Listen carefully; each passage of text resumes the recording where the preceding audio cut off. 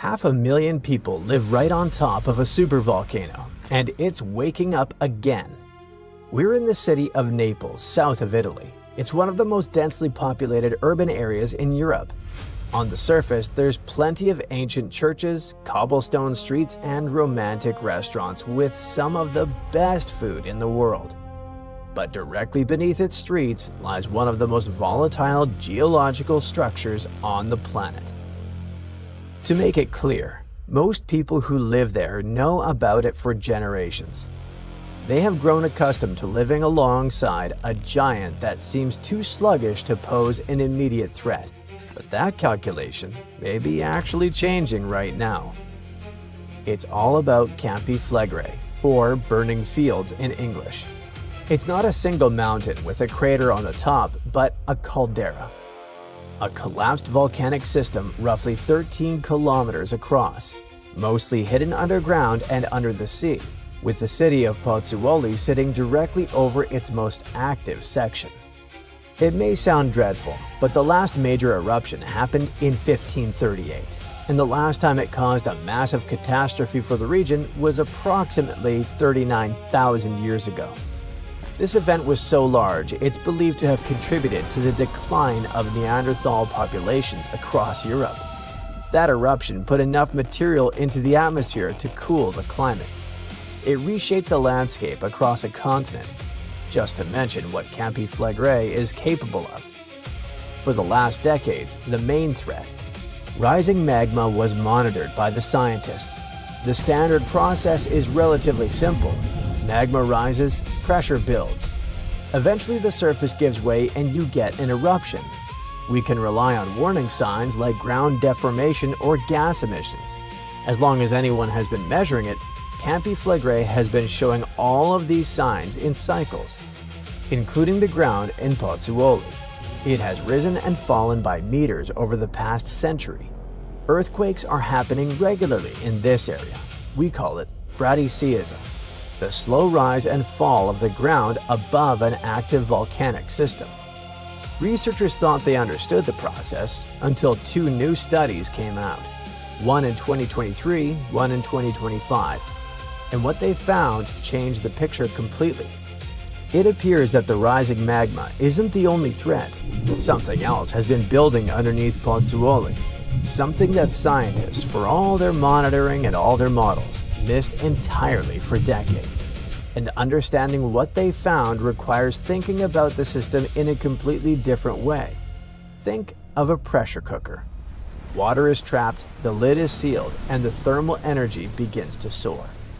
The water superheats as the sealed environment won't let it turn to steam and escape. This is the way to build up pressure. And as long as the lid holds, nothing happens. The moment the lid fails, everything that was held under pressure releases at once. And basically that's what's happening under the city of Pozzuoli right now.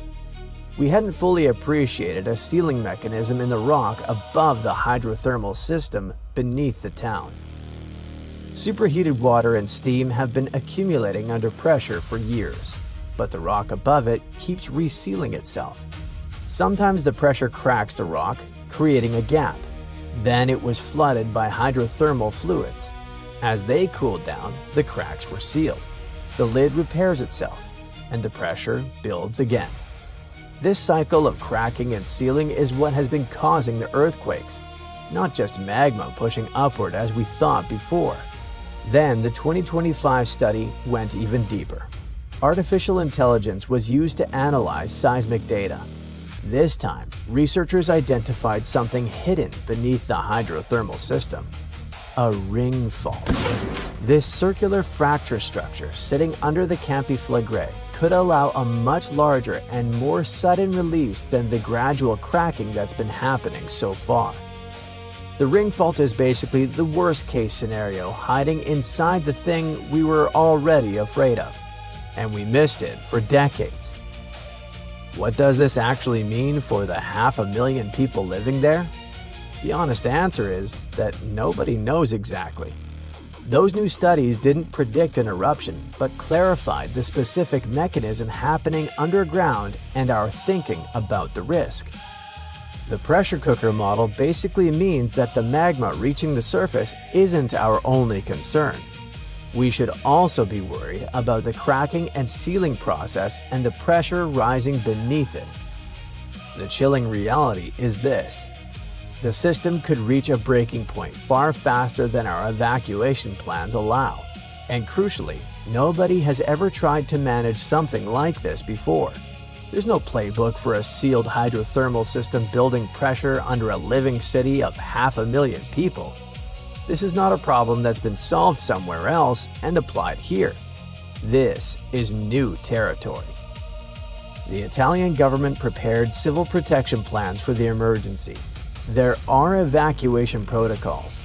The area is divided into red, yellow, and green zones, based on proximity to the most active parts of the system.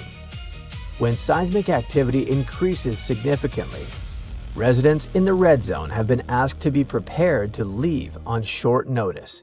People know their zone system exists on paper, but the pressure cooker model is pushing us to ask a question. What if the warning window is shorter than expected and planned?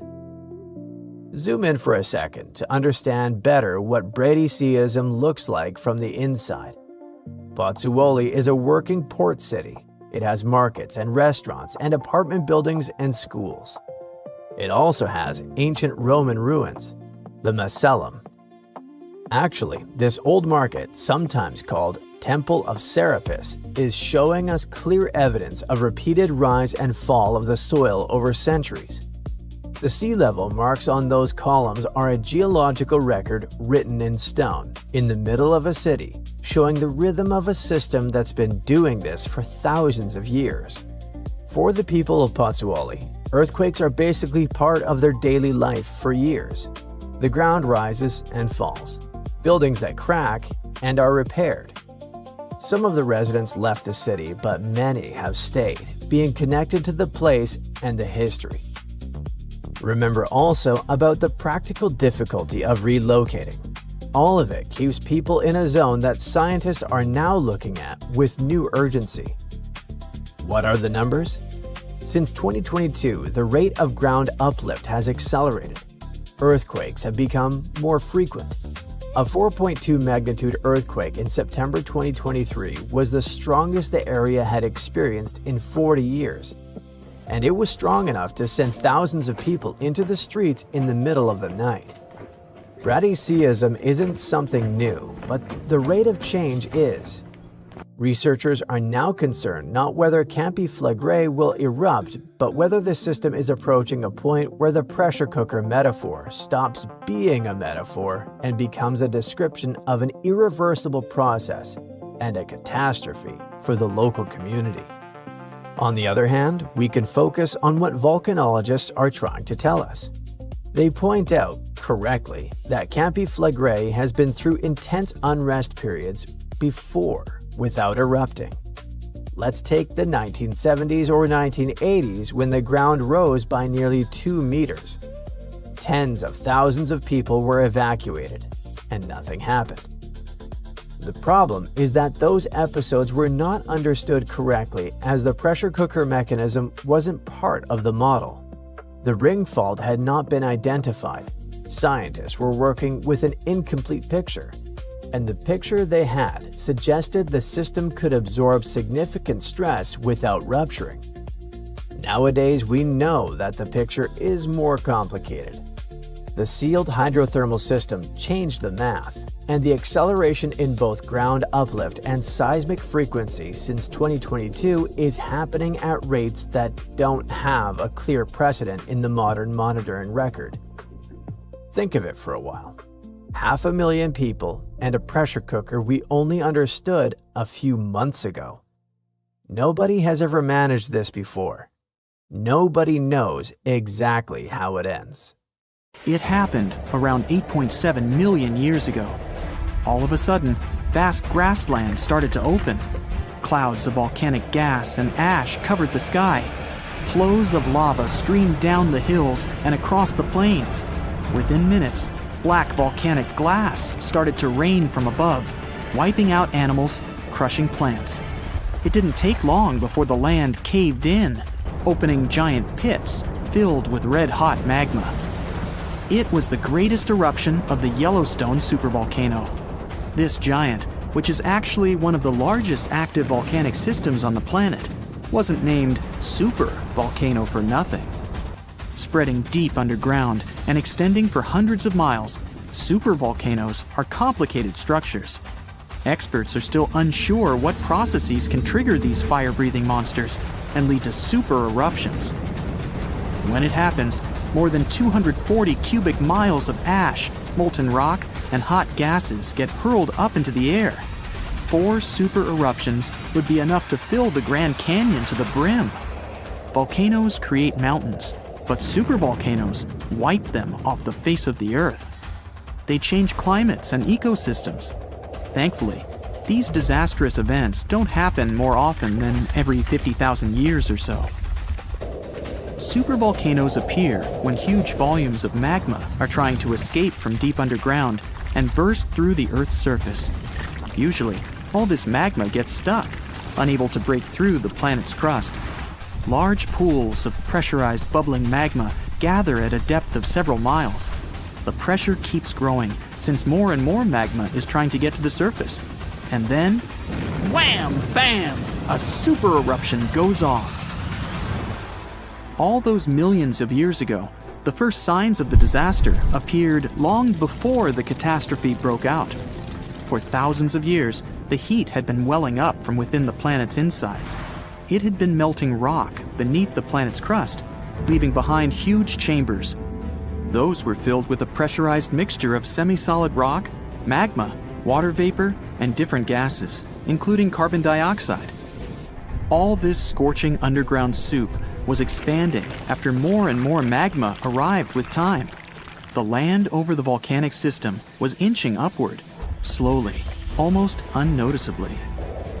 A year before the super eruption, Yellowstone gave a warning. But that long ago, there was no one who could interpret these signals. Plus, those alarming processes were mostly going on underground. For example, decompression released gas bubbles. While bursting, such bubbles can often power particular kinds of eruptions. Months before the eruption, small-scale earthquakes became more frequent and more intense. The ground in many spots all over the supervolcano got hotter than it used to be.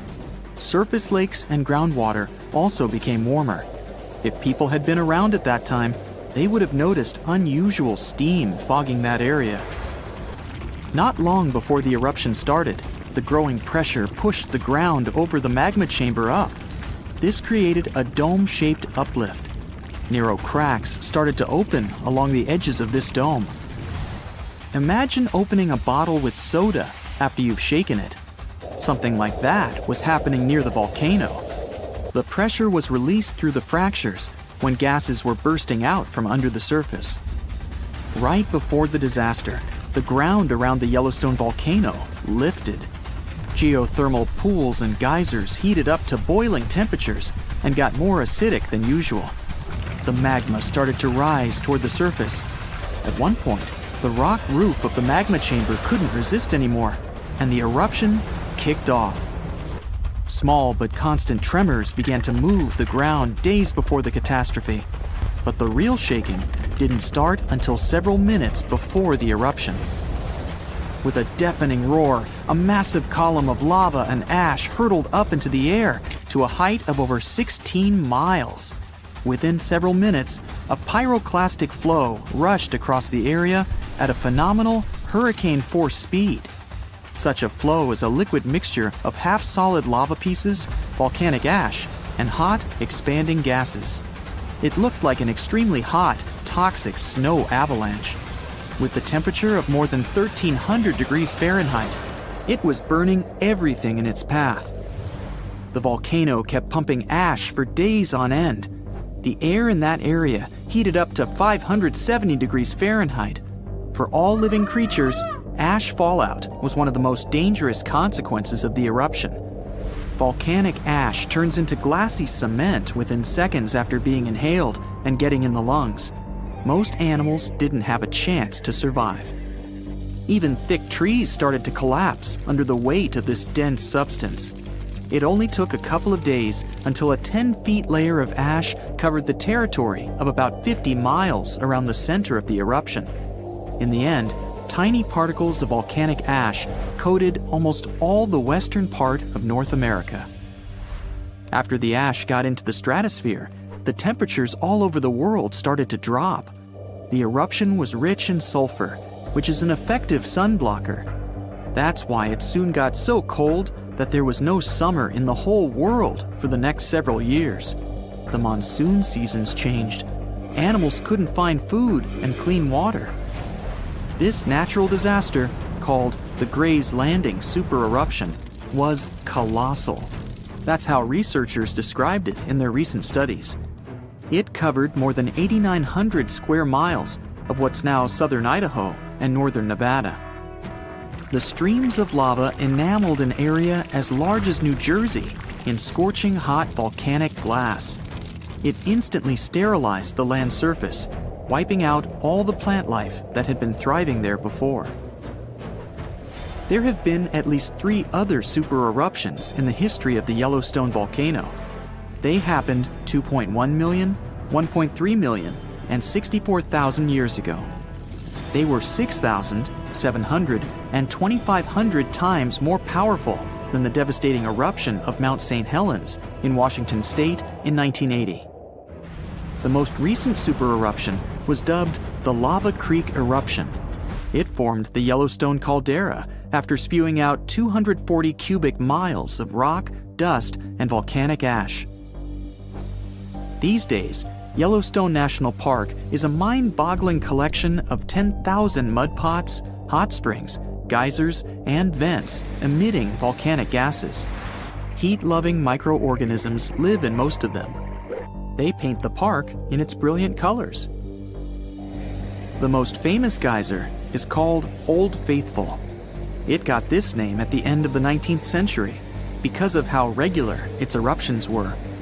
This geyser is more active than others, erupting about 17 times a day. Each of these magnificent events lasts from 1 to 5 minutes, and the fountain of steaming water can reach the height of 180 feet. Scientists have spent many years trying to figure out what's hiding under Yellowstone Park. They've discovered that surface water goes several miles down into the crust. It gets heated and boils, supplying the geysers. Around 7 miles below the surface, there's a reservoir of half-melted rock. That's the magma chamber, and it's more than 30 miles wide. An enormous plume of hot rock, which looks somewhat like a mushroom, feeds this chamber. It rises from the depth of 400 miles, traveling through the planet's upper mantle, a thick layer of mostly solid rock. Sometimes, this plume overheats the magma chamber. The land in that place lifts, and tiny earthquakes help some liquid escape to the surface.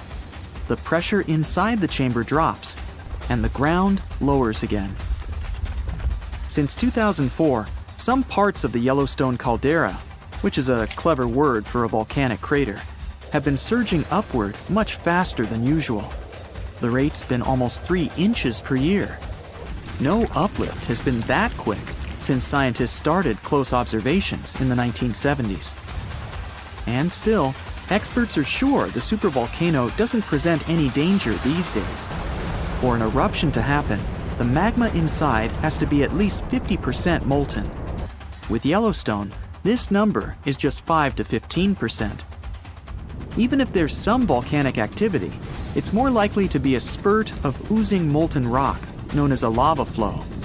It does present some danger, but it's easily avoidable.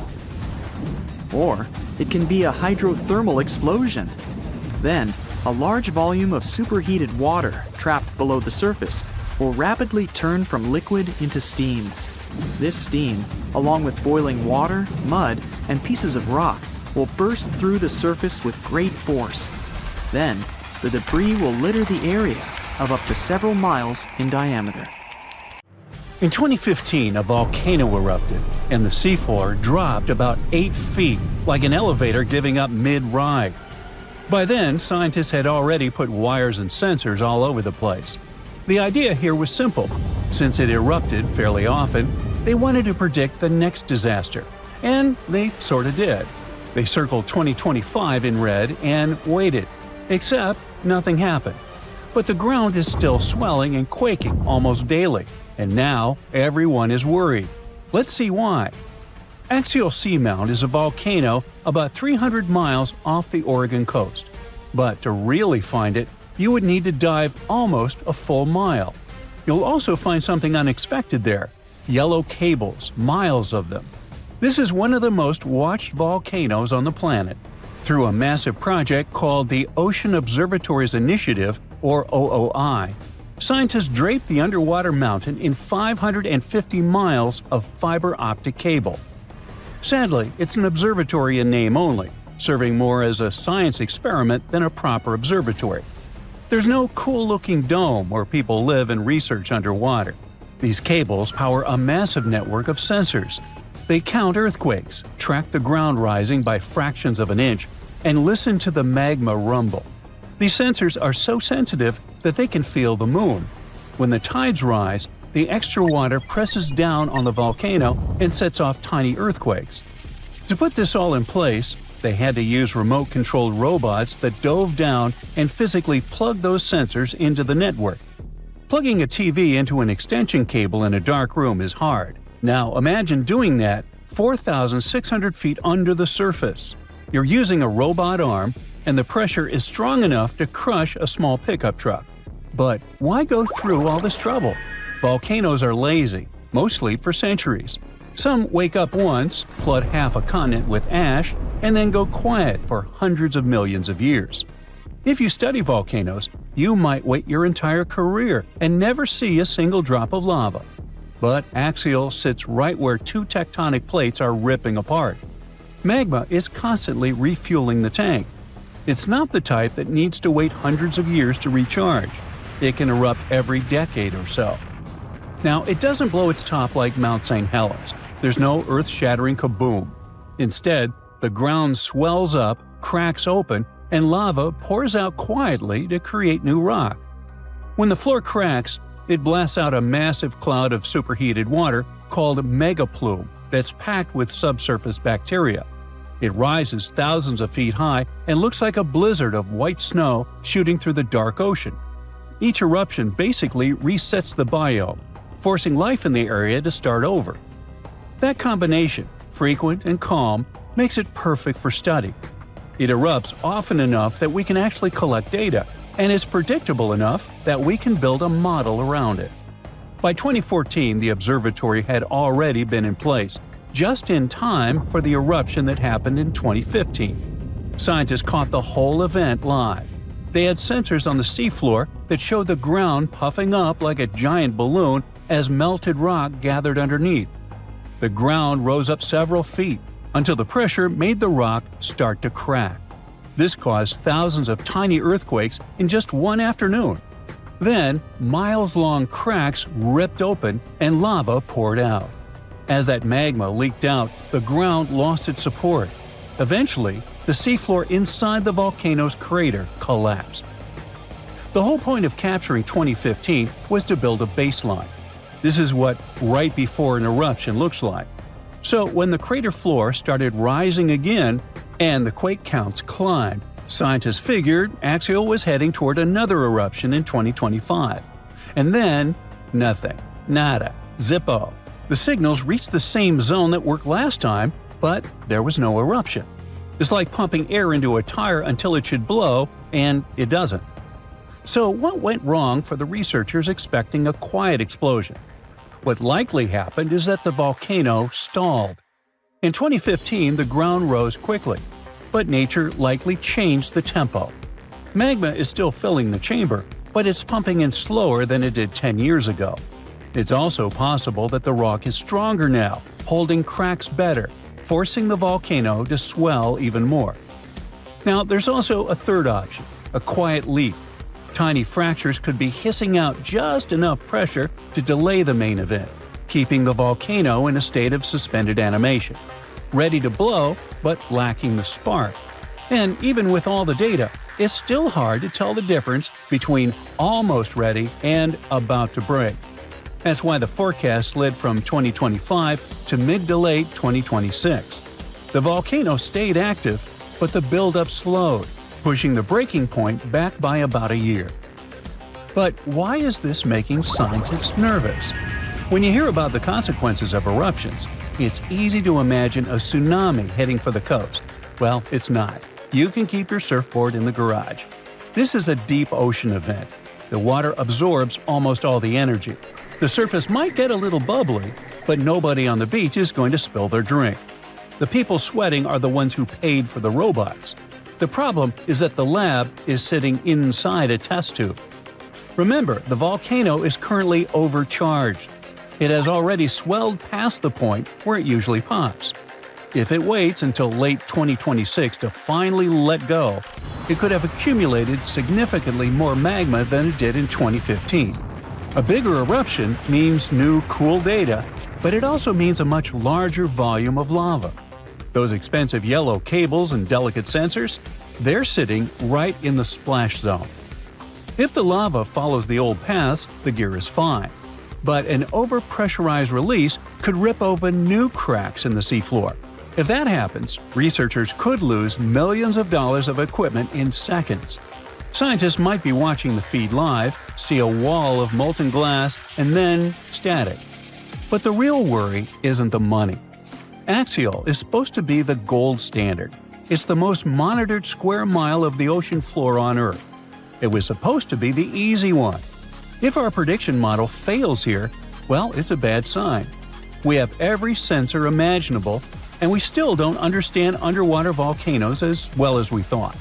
If we can't predict the friendly volcano when it's wired for sound, what chance do we have with the dangerous ones? The vents around the volcano pump out water that could reach around 650 degrees Fahrenheit.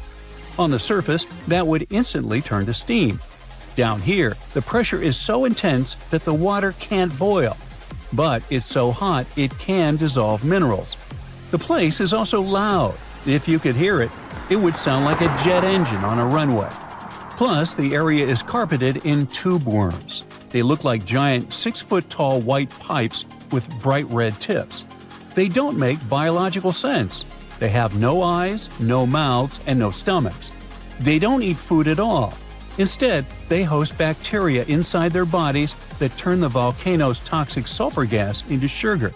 They're basically powered by pollution. Crawling all over them are scale worms. These things look like they belong on some other planet. They're covered in microscopic scales that refract light. So if you shine a flashlight on them, you could see them sparkle in blue and red. The ground beneath them is also strange. When axial erupts, the lava hits the freezing seawater and cools instantly. But it doesn't turn to gray stone. It turns into glass. Pure black obsidian. If you tried to walk on it, it would sound like you were walking on thousands of light bulbs. Experts have updated the schedule for this year. Cameras are in place to take some cool pictures, and we might even get a live stream on YouTube, watching the ground tearing open under the ocean. Let's just hope that it isn't the final broadcast. It's really hard to stream the next one if your multi-million-dollar camera ends up digested by a river of molten glass. I'll say. Imagine standing in the middle of Europe 40,000 years ago. The landscape is rough, cold, and unforgiving.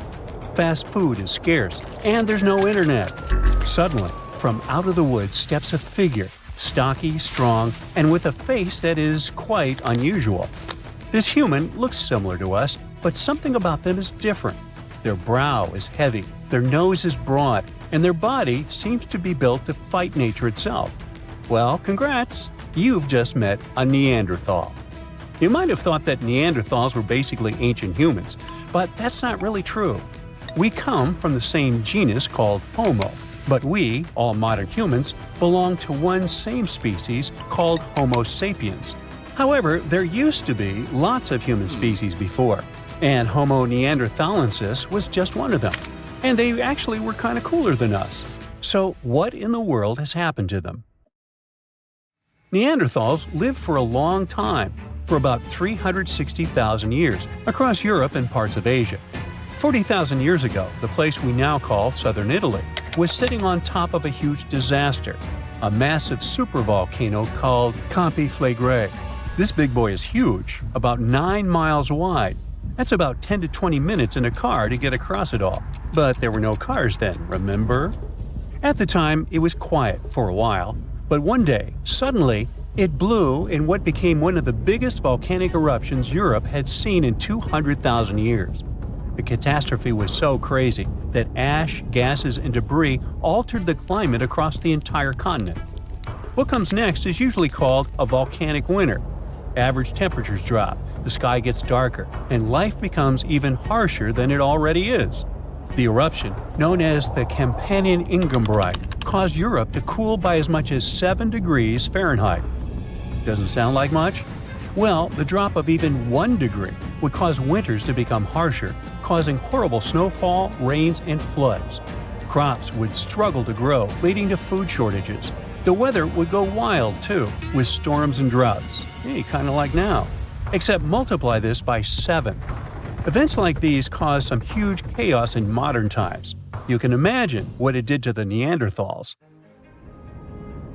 But in reality, a simple volcanic eruption shouldn't destroy an entire species, right? Well, yes. The truth is, the Neanderthals were already hanging by a thread back then, and all because of us. They've been in a tough spot for a while. They lived in places that are now parts of Europe, Western Asia, and the Middle East. Modern humans, us Homo sapiens, entered Europe and were giving them some serious competition for food and shelter. Homo sapiens were sneaky dudes, better at finding food, easily adapting to different environments, and using more advanced tools. We were pushing Neanderthals out, trying to get the same resources. We literally made their extinction a slow and very unpleasant process. So, while the volcano definitely made things worse, it wasn't their only problem, and they didn't completely disappear after the eruption.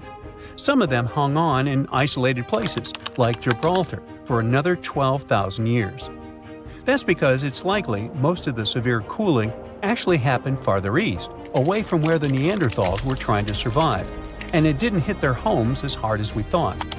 In fact, the eruption may have even helped them, at least for a while. Some scientists say that the volcanic fallout might have slowed down modern humans' expansion into Neanderthal territory and gave the poor fellas a little more time to survive.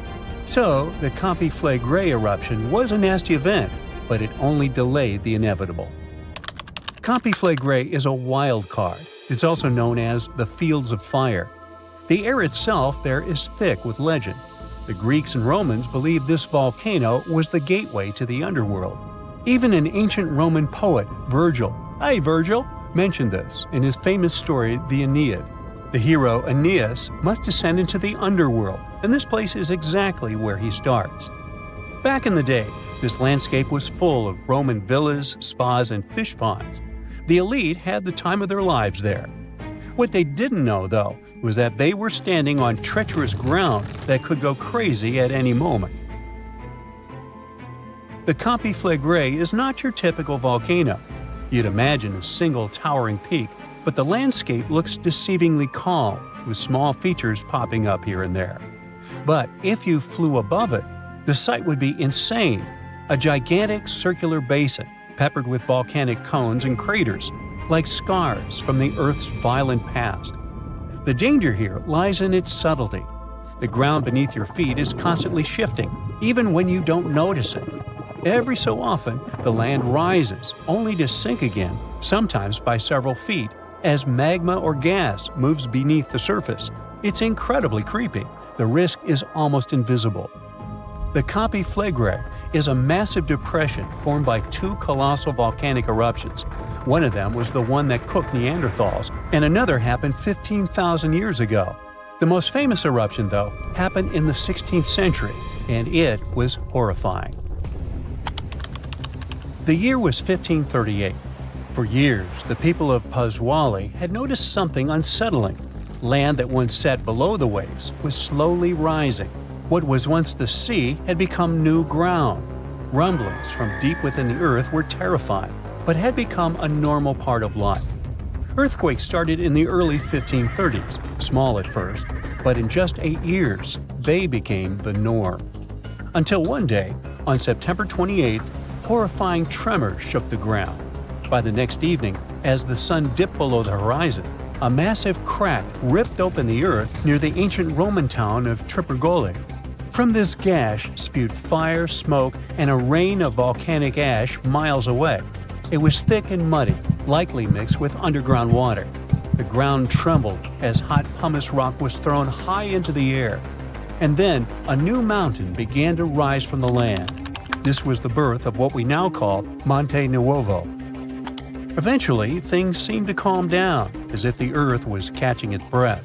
For days, things seemed quiet. Locals relaxed a bit. They began to approach the new mysterious volcano, a crater with something that resembled boiling within it. People visited it like a new attraction. But then, just days later, the disaster struck again. At night, without warning, a new mountain went wild. A blast from the southern flank hurled scoria, chunks of jagged volcanic rock, into the air. This one was fatal for 24 people. The debris found afterwards was huge and coarse. For centuries after, the only signs of life from the Monte Nuovo were small fumaroles, jets of gas seeping from the earth. But then, even those faded away. Now it's just a lush green cone, a pretty sleeping giant. But the ground near Naples, Italy, is still alive. The Campi Flegrei sits quietly for now, but it might not be for long. It's showing signs it might be waking up again. This supervolcano looks like a hellish landscape, with its boiling mud pits, geysers, and steam vents. Romans and medieval Christians once believed it was a gateway to the underworld, and who can blame them? What's spooky is that recently scientists detected unusual activity under the surface. In 2012, Italian authorities raised the alert level on the volcano from green to yellow, meaning that it needs close monitoring. There are certain changes that usually happen before an eruption. The magma below starts releasing gases, which could weaken the rock above, eventually triggering a disaster. Unfortunately, no one can predict exactly when or if it will erupt.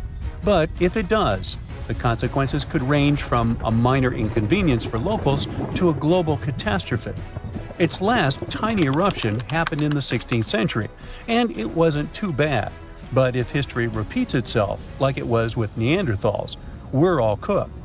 An eruption like that could lead to global cooling, crop failures, and widespread famine. Right now, a group of scientists is trying to get a clearer picture of what's happening beneath the surface. The Campi Flegrei Deep Drilling Project is working to drill a 10,000-foot borehole, hoping to check out the magma chamber up close. But at least for now, the supervolcano remains quiet, and let's hope it stays that way. Our planet's biggest and meanest supervolcanoes are waking up. When they erupt, you'll surely notice it, even if you live thousands of miles away from the epicenter. Scientists are worried we might not have enough time to prepare and deal with the consequences of a supereruption. There's some volcanic activity close to the Italian city of Naples. And no, it has nothing to do with the famous Mount Vesuvius, but with another volcano. This one is harder to see as it doesn't have a tall peak like Vesuvius. But don't let this bad guy trick you. It could be way more dangerous than its giant neighbor. It does have a huge crater that's about 8 miles wide. This volcano is called Campi Flegrei, and it's actually one of the largest volcanoes in Europe, sitting under the town of Pasquale. So, Campi Flegrei erupted 39,000 years ago with a bang so massive it spread ash across the whole Mediterranean region. It also caused the temperature to drop by over 16 degrees Fahrenheit across Eastern Europe. It was the biggest volcanic eruption in Europe in 200,000 years. Since then, Campi Flegrei has had smaller eruptions, and the last one happened in 1538. Now the area is full of small craters, hot springs, and bubbling pools, and they're all proof that this volcano is still very much alive and brewing something. Since the early 2000s, the ground in the giant crater and the town nearby have been slowly rising by about 1 to 1.5 inches every year. There were at least 150 earthquakes that shook this supervolcano lately. In May 2024, there was a 4.4 magnitude in the area, the biggest in the last 40 years. Residents had to leave their homes and camp outside, fearing there would be more earthquakes. No one knows how Camp Flegrei is going to behave in the following months or years, but the authorities are organizing evacuation exercises to prepare the population just in case. The Italian volcano looks like an innocent kitten compared to the real giants like Yellowstone. For a volcano to deserve the title of a super one, it must be able to produce catastrophic-scale eruptions and eject huge amounts of magma, ash, and volcanic gases. The Yellowstone giant meets these criteria. Even though it moves from time to time, the Yellowstone supervolcano hasn't erupted for 640,000 years. But when it does wake up, it might erupt with incredible power, about the same amount as 10 huge nuclear power stations can produce. Under the ground, beneath Yellowstone, there's a super hot area full of molten rock called magma. As more magma moves into a big space called a magma chamber, the ground above starts to swell or rise. When the magma cools down, the ground falls. Between 2004 and 2009, the ground at Yellowstone rose by almost 10 inches, but then it started to slowly go back down in 2010. Scientists aren't sure if it's going to erupt anytime soon. There's also another big volcano called Long Valley in California that has been active since 1980, and it can be a really big threat. Scientists studying this supervolcano found out that before its biggest eruption, 760,000 years ago, the buildup may have taken less than a year. Now, that's bad news, because a supervolcano eruption can have a huge effect on the world, like the eruption of the Toba volcano in Sumatra around 74,000 years ago. It became the biggest volcanic eruption the Earth had seen in 28 million years. It covered parts of Indonesia, India, and the Indian Ocean with a thick layer of volcanic debris, almost like a 6-inch blanket. The amount of rock it spewed out was like stacking nearly 3 million Empire State Buildings. The giant crater it left behind can still be seen from space. All the ash and gases shot up into the air and blocked some of the sunlight. It caused a volcanic winter that lasted about 6 to 10 years. Some scientists think this eruption might have even affected early humans. Around the time Toba erupted, the human population took a sharp dip, and there were far fewer people. Some say this is why all modern humans come from a small group of survivors. According to the Toba catastrophe theory, most early humans in Europe and Asia didn't survive the cold and harsh climate after the eruption, but a lucky group lived through all that in Africa. Not all scientists agree with this idea, and some archaeological and climate records show a different story. Another volcano that changed the world in a big way was Mount Tambora in 1815. The next year went down in history as the year without a summer. It was cold and rainy, and there was snow and frost even in the middle of summer, especially in Europe and North America. This happened because the volcano sent out a lot of sulfur dioxide into the sky, which spread all over the world and made the planet colder. When Tambora erupted, it caused huge tsunamis that smashed homes and took the lives of around 10,000 people. Afterward, about 80,000 more people passed away because of the consequences the eruption had caused in the world. The cold weather ruined crops, so food became really expensive. And because horses were the main way people traveled, the cost of oats that they ate went way up too. Some people even think this led to the invention of the bicycle in 1817, as a new way to get around. The eruption made the Earth colder for about 3 years. Now, even though the Tambora eruption was so powerful, Krakatoa, another volcano in Indonesia, stole the show when it erupted in 1883. It was just easier to spread information about it through telegrams and photos. Its final blast was the loudest recorded sound in history, and people could hear it on 10% of the entire Earth's surface. The eruption started a tsunami with waves about half as tall as the Statue of Liberty. Now, if we only had 12 months to prepare for a supervolcano eruption, it would be really hard to store enough food and get ready. But don't panic just yet. Supervolcano eruptions are very rare, and the last one happened 26,500 years ago in New Zealand.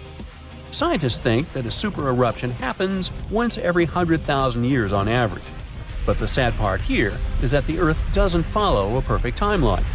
There could be clusters of super eruptions with shorter gaps between them and then longer quiet periods. Since there have already been 2 super eruptions in the last 100,000 years, there's always a chance one could happen again sooner than we expect.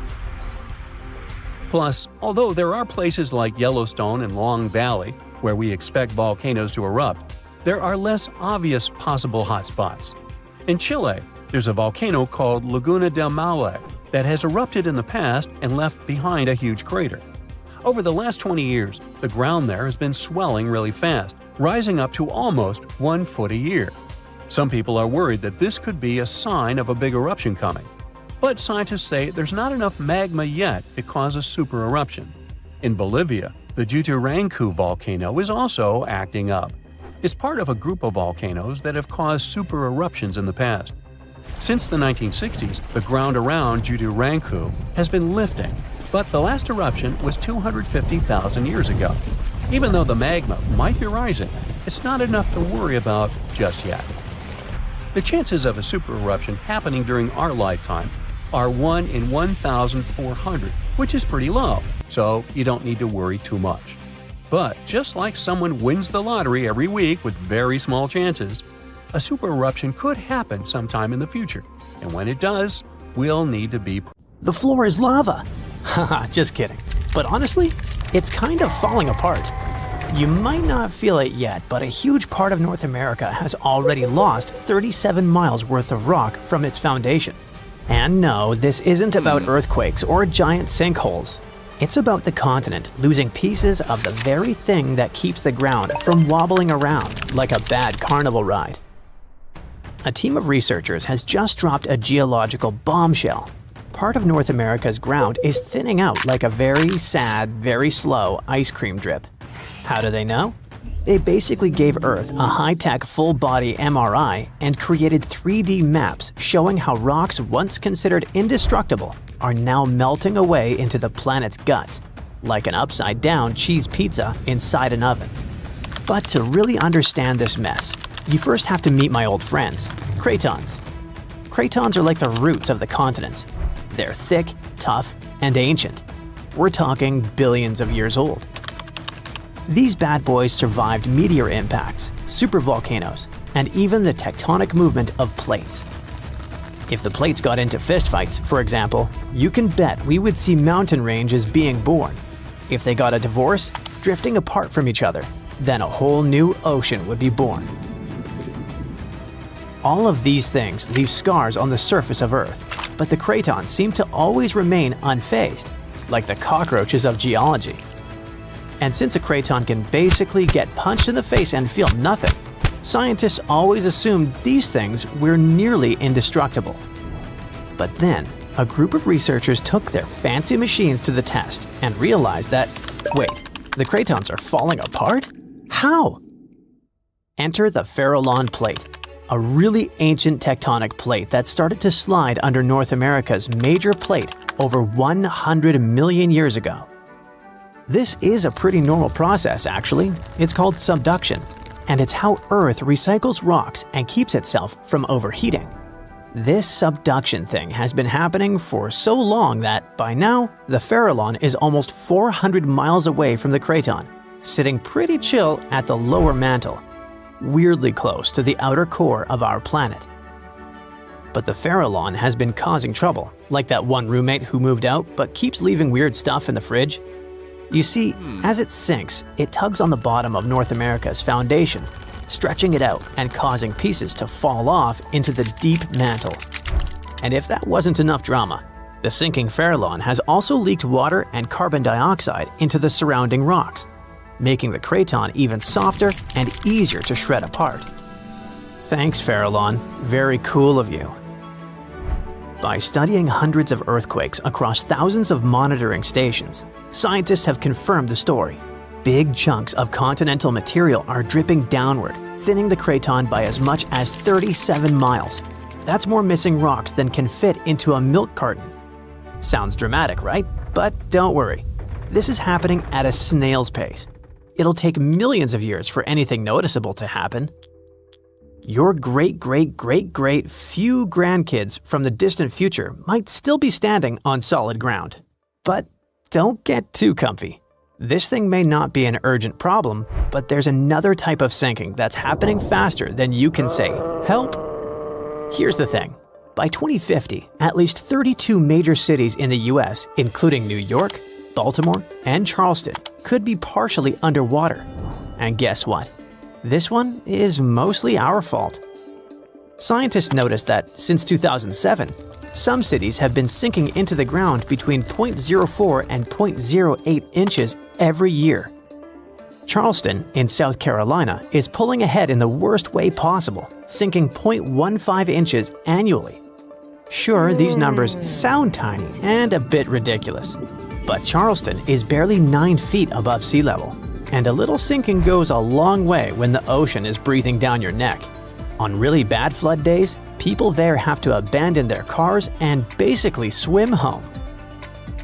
This whole phenomenon is called land subsidence, and when you mix sinking land with rising sea levels, you get a disaster cocktail of flooded streets, salty farmland, ghost forests, and a lot of very cranky homeowners. And it doesn't stop with just homes. Infrastructure like bridges, roads, airports, and power plants, all things we rely on daily, are also at risk of serious damage. Flooded electrical grids and sunken highways could cause billions more in economic losses and create major safety hazards for communities. Now, let's be fair. Not everything is humanity's fault. Some of this trouble dates all the way back to the Ice Age. About 12,000 years ago, massive ice sheets covered the northern US. They were heavy, like seriously heavy. The weight pushed the land down, and when the ice melted, the ground didn't just pop back up like a trampoline. Instead, it started playing a weird game of geological seesaw. The places that were squished started rising, and the places that weren't got pulled down. This whole process, called glacial isostatic adjustment, try to say that 3 times fast. But of course, humans found a way to make it worse. Groundwater extraction is a major culprit. Think of it like pulling the stuff out of the mattress. After a while, the whole thing just sags. In places like California's Central Valley, the land is dropping by up to 8 inches a year because we keep pumping out water during droughts. In cities like New York, the problem isn't just water. Skyscrapers themselves are making it worse. Yep, turns out if you stack millions of tons of concrete and steel onto soft ground, it tends to flatten. And in case you're wondering, the total mass of New York City's buildings is around 1.68 trillion pounds. That's about the same as 3.5 million statues of liberty piled up.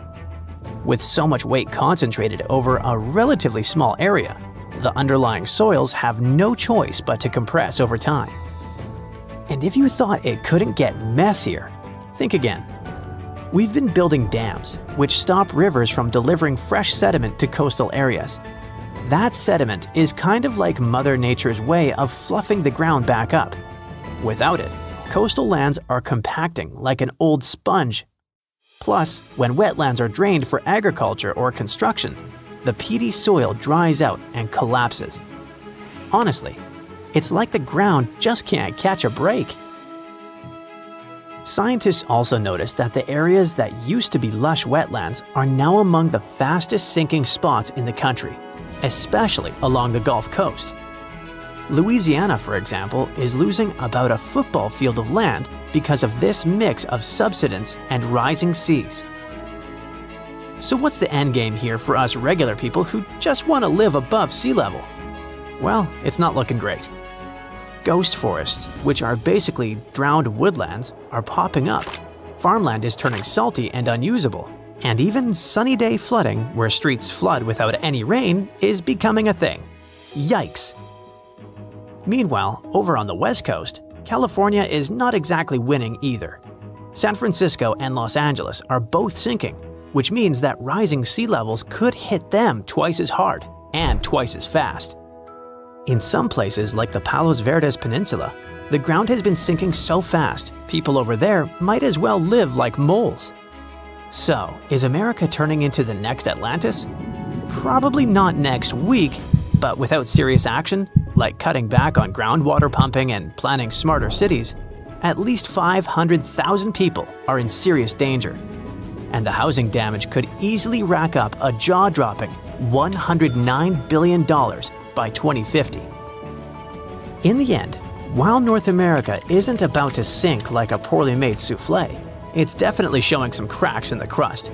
So maybe let's ease up on groundwater pumping, rethink how and where we build, and invest a little more in keeping our feet dry. After all, if the floor really does become lava someday, we're gonna wish we had at least fixed the leaks first. The last time this volcano erupted was about 500 years ago, but recently, small tremors have grown really frequent, to such an extent that scientists have been recording more than 1,000 a month.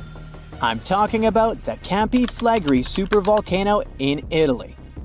At one point, just a few weeks ago, the area was rattled by a 4.4 magnitude earthquake with 150 tremors in just one night. It was the strongest earthquake in over 40 years. A lot of locals spent the night in their cars, but in the morning, the shakes were followed by another earthquake, a bit weaker with a magnitude of 3.6. So, is Italy in danger?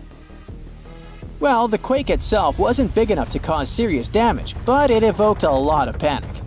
At the moment, local authorities are working on grandiose emergency plans. If worse comes to worse, they'll have to evacuate hundreds of thousands of people.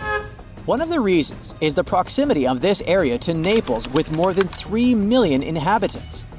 At the moment, they're even considering an option of paying people to leave their homes. Right now, schools remain closed in the Campi Flegrei area. The authorities are allocating more than 500 million euros to ensure the safety of buildings and constructions in the area. A yellow alert is still in place in the region where 80,000 people live. There's the so-called red zone, which is the most dangerous area. There are 1,250 houses in this red zone, and all of them will be at high seismic risk if an eruption begins. Plus, more than twice as many will be at medium risk.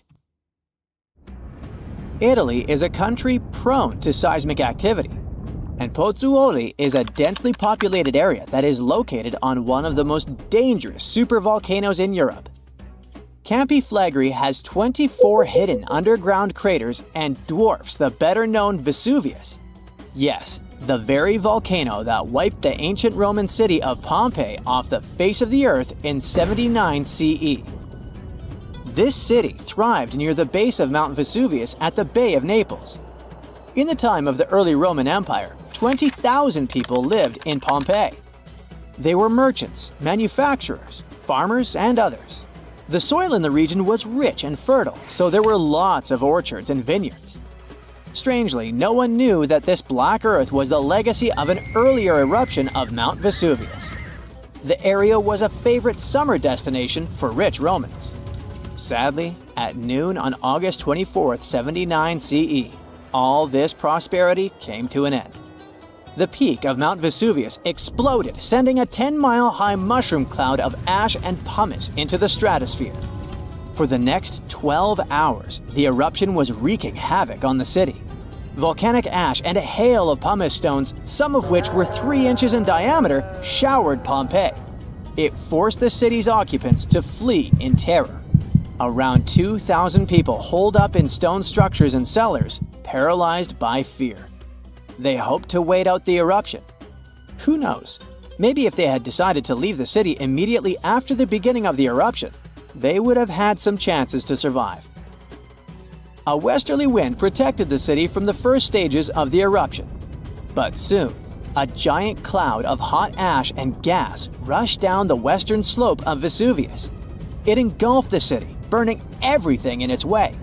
This disastrous cloud was followed by a flood of volcanic mud and rock, which completely buried the city.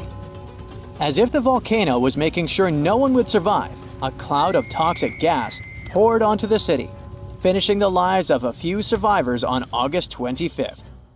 A flow of rock and ash followed. It collapsed roofs and walls and turned the city into a giant cemetery.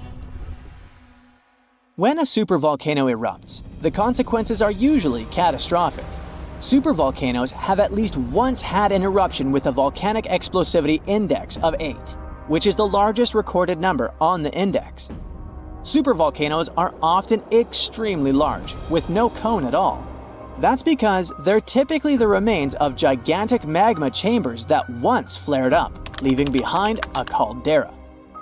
They're usually located over hotspots and appear when huge volumes of magma are trying to escape from deep underground. Eventually, they burst through Earth's surface. Sometimes, all this magma gets stuck, unable to break through the planet's crust. And then, massive pools of pressurized magma gather at a depth of several miles. The pressure keeps growing because more and more magma is trying to get to the surface. At one point, a super eruption goes off. The most recent super eruption happened in New Zealand. Well, when I say recent, I meant around 26,500 years ago. That's when a supervolcano beneath the surface of Lake Taupo spewed into the air more than 300 cubic miles of ash and pumice. Imagine 500,000 Great Pyramids of Giza flying up into the air at the same time. That's how incredibly powerful that eruption was. But the most exciting and confusing thing about the eruption was that the Taupo volcano didn't simply go off like many others. At first, everything was going as usual. Tons and tons of pressurized magma had built up under the surface, and the pressure was getting higher and higher. But after the rock cracked and the first portion of lava rushed out of the crater, something went wrong, and the supervolcano took a break. Only several months later, the disastrous eruption shook the ground.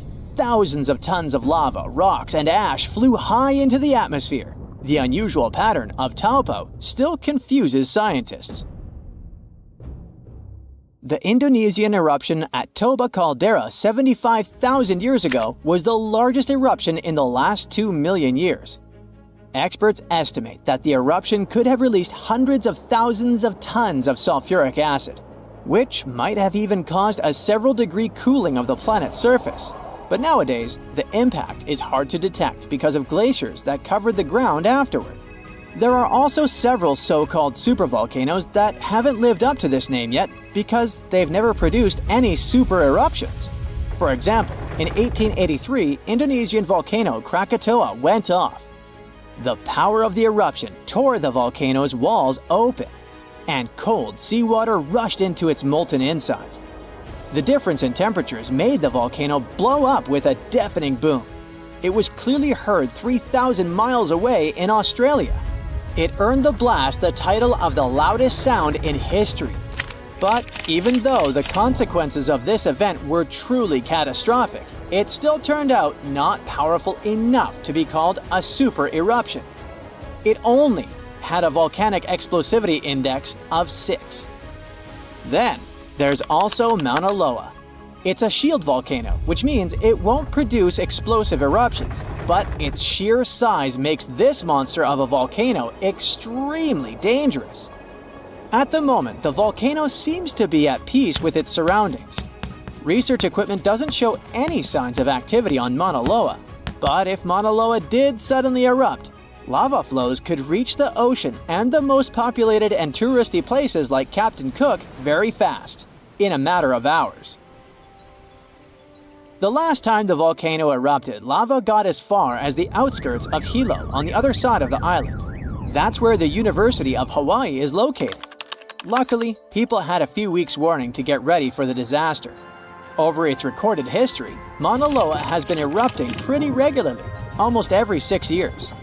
On the bright side, big island volcanoes including Mauna Loa aren't really very volatile. That's because they're shield volcanoes. These volcanoes got such a name because they aren't really very high and resemble a warrior's shield placed flat on the ground. Shield volcanoes are formed by very fluid lava. It travels way farther and forms much thinner flows than the lava erupted from a stratovolcano, which is conically shaped and tall, like the infamous Krakatoa in Indonesia. So, if Mauna Loa erupts, there probably won't be ash clouds or tons of debris. The most dangerous thing will be lava, Since Mauna Loa is a shield volcano, its lava is extremely fluid and voluminous, which allows it to flow far and fast. Phew, you can finally send that last report for the day and breathe out. The weekend is around the corner, but just when you're about to hit send, you're alarmed by the low rumbling under your desk. Is it the light rail passing by? Unfortunately, that's not the case. It's a volcano speaking. What, here? In Arizona? That's right, the ground keeps shifting under Arizona, reminding us that Earth is alive. No panic though. Let's arm ourselves with some context.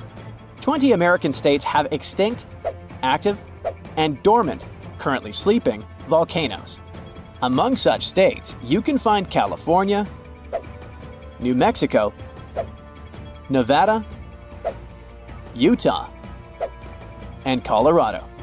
On the bright side, Arizona's volcanoes are dormant at the moment, but it doesn't mean they won't go off in the near or not so near future.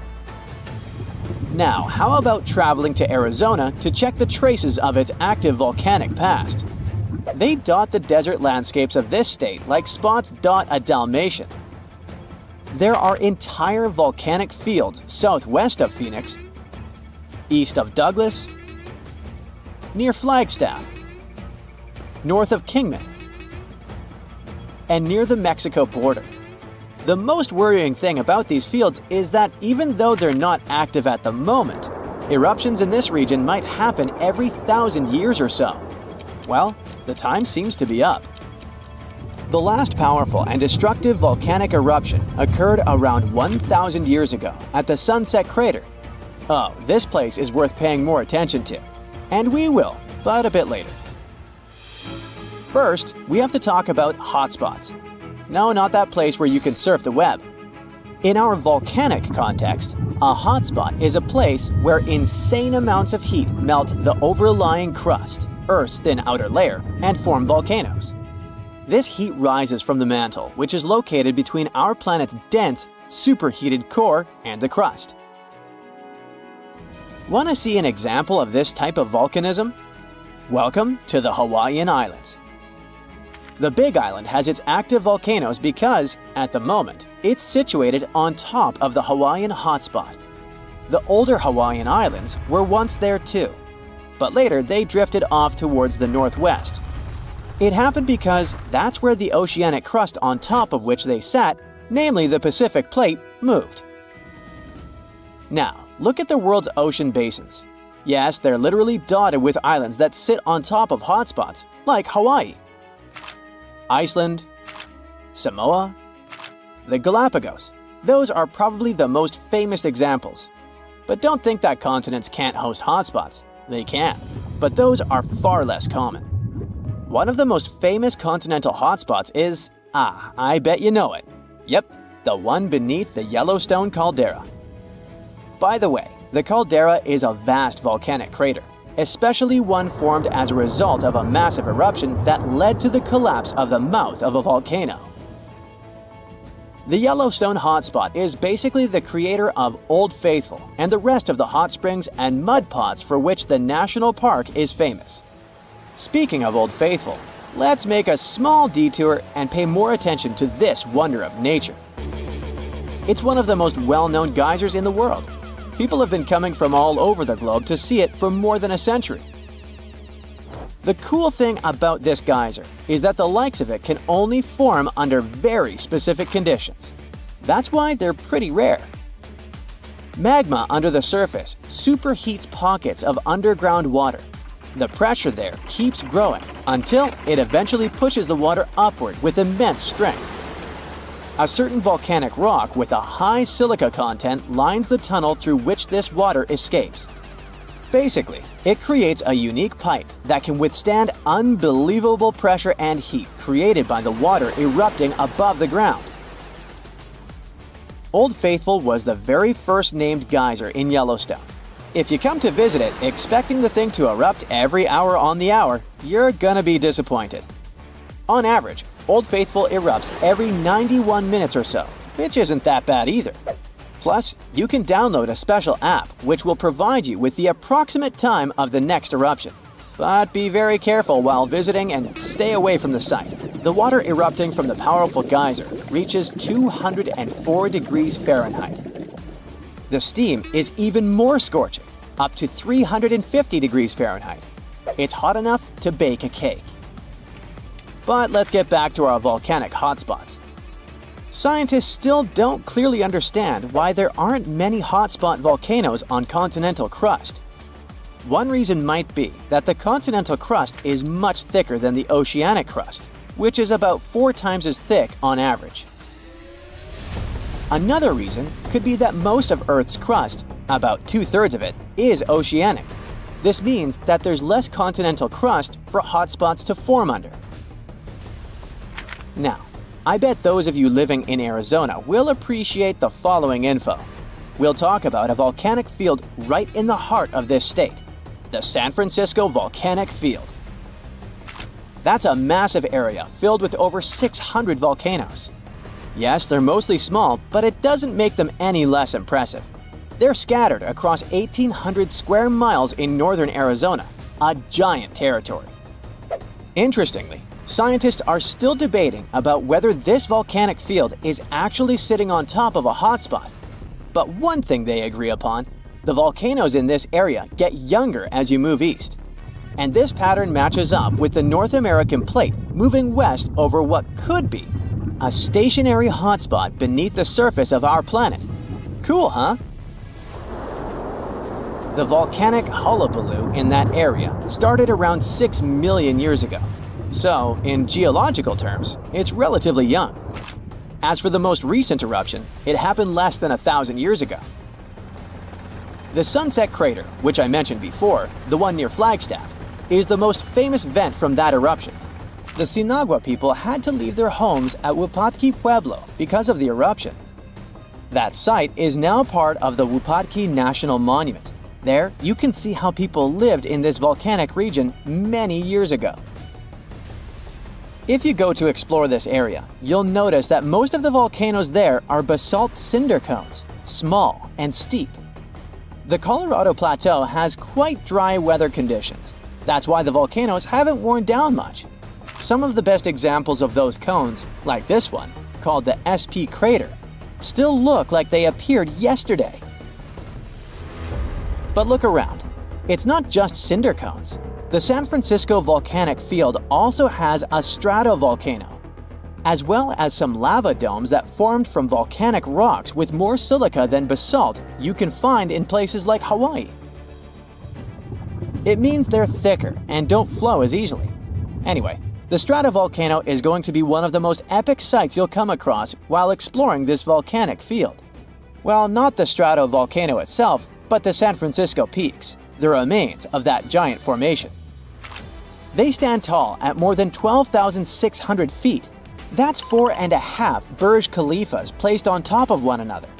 It makes the peaks some of the biggest landmarks in northern Arizona.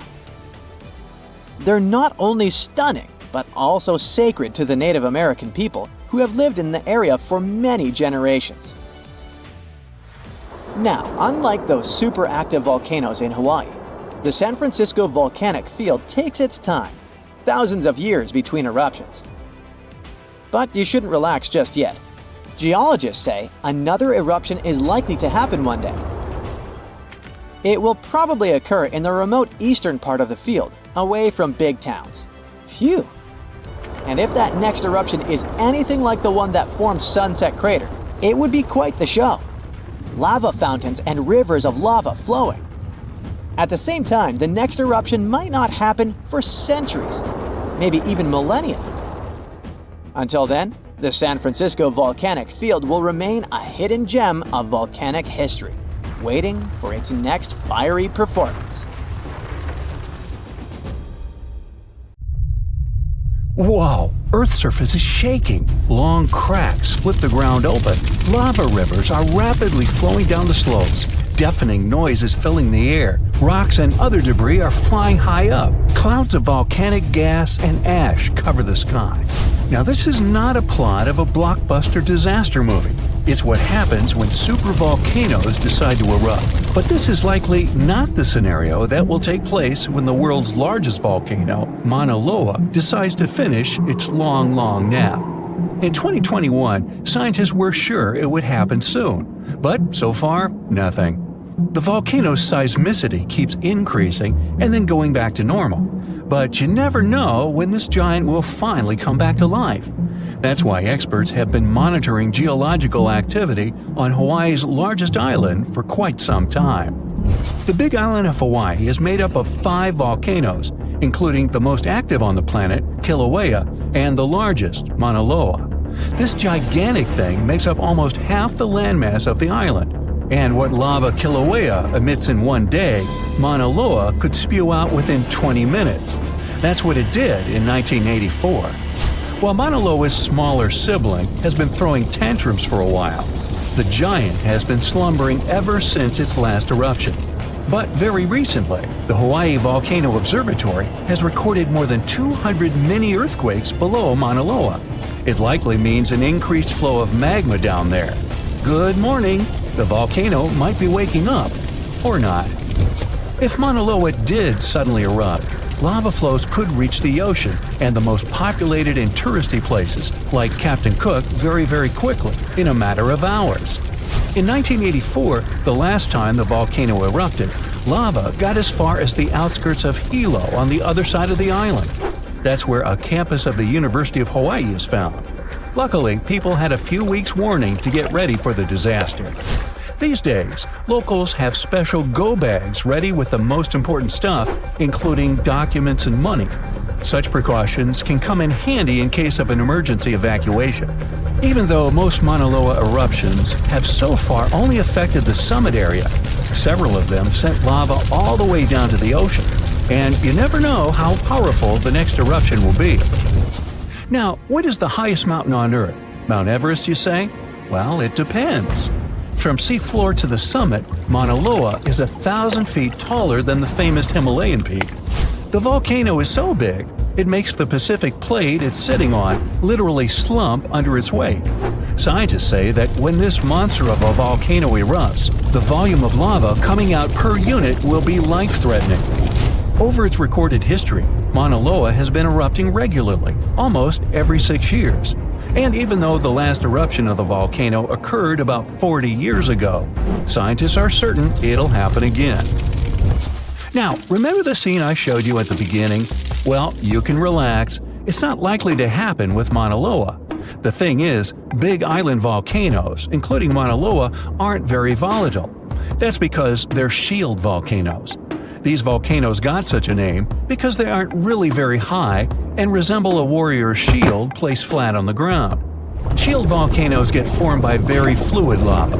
It travels farther and forms much thinner flows than lava erupted from a stratovolcano, which is conically shaped and tall, like the infamous Krakatoa in Indonesia. So if, or should I say when, Mauna Loa erupts, there probably won't be ash clouds and tons of debris. The most dangerous thing will be lava.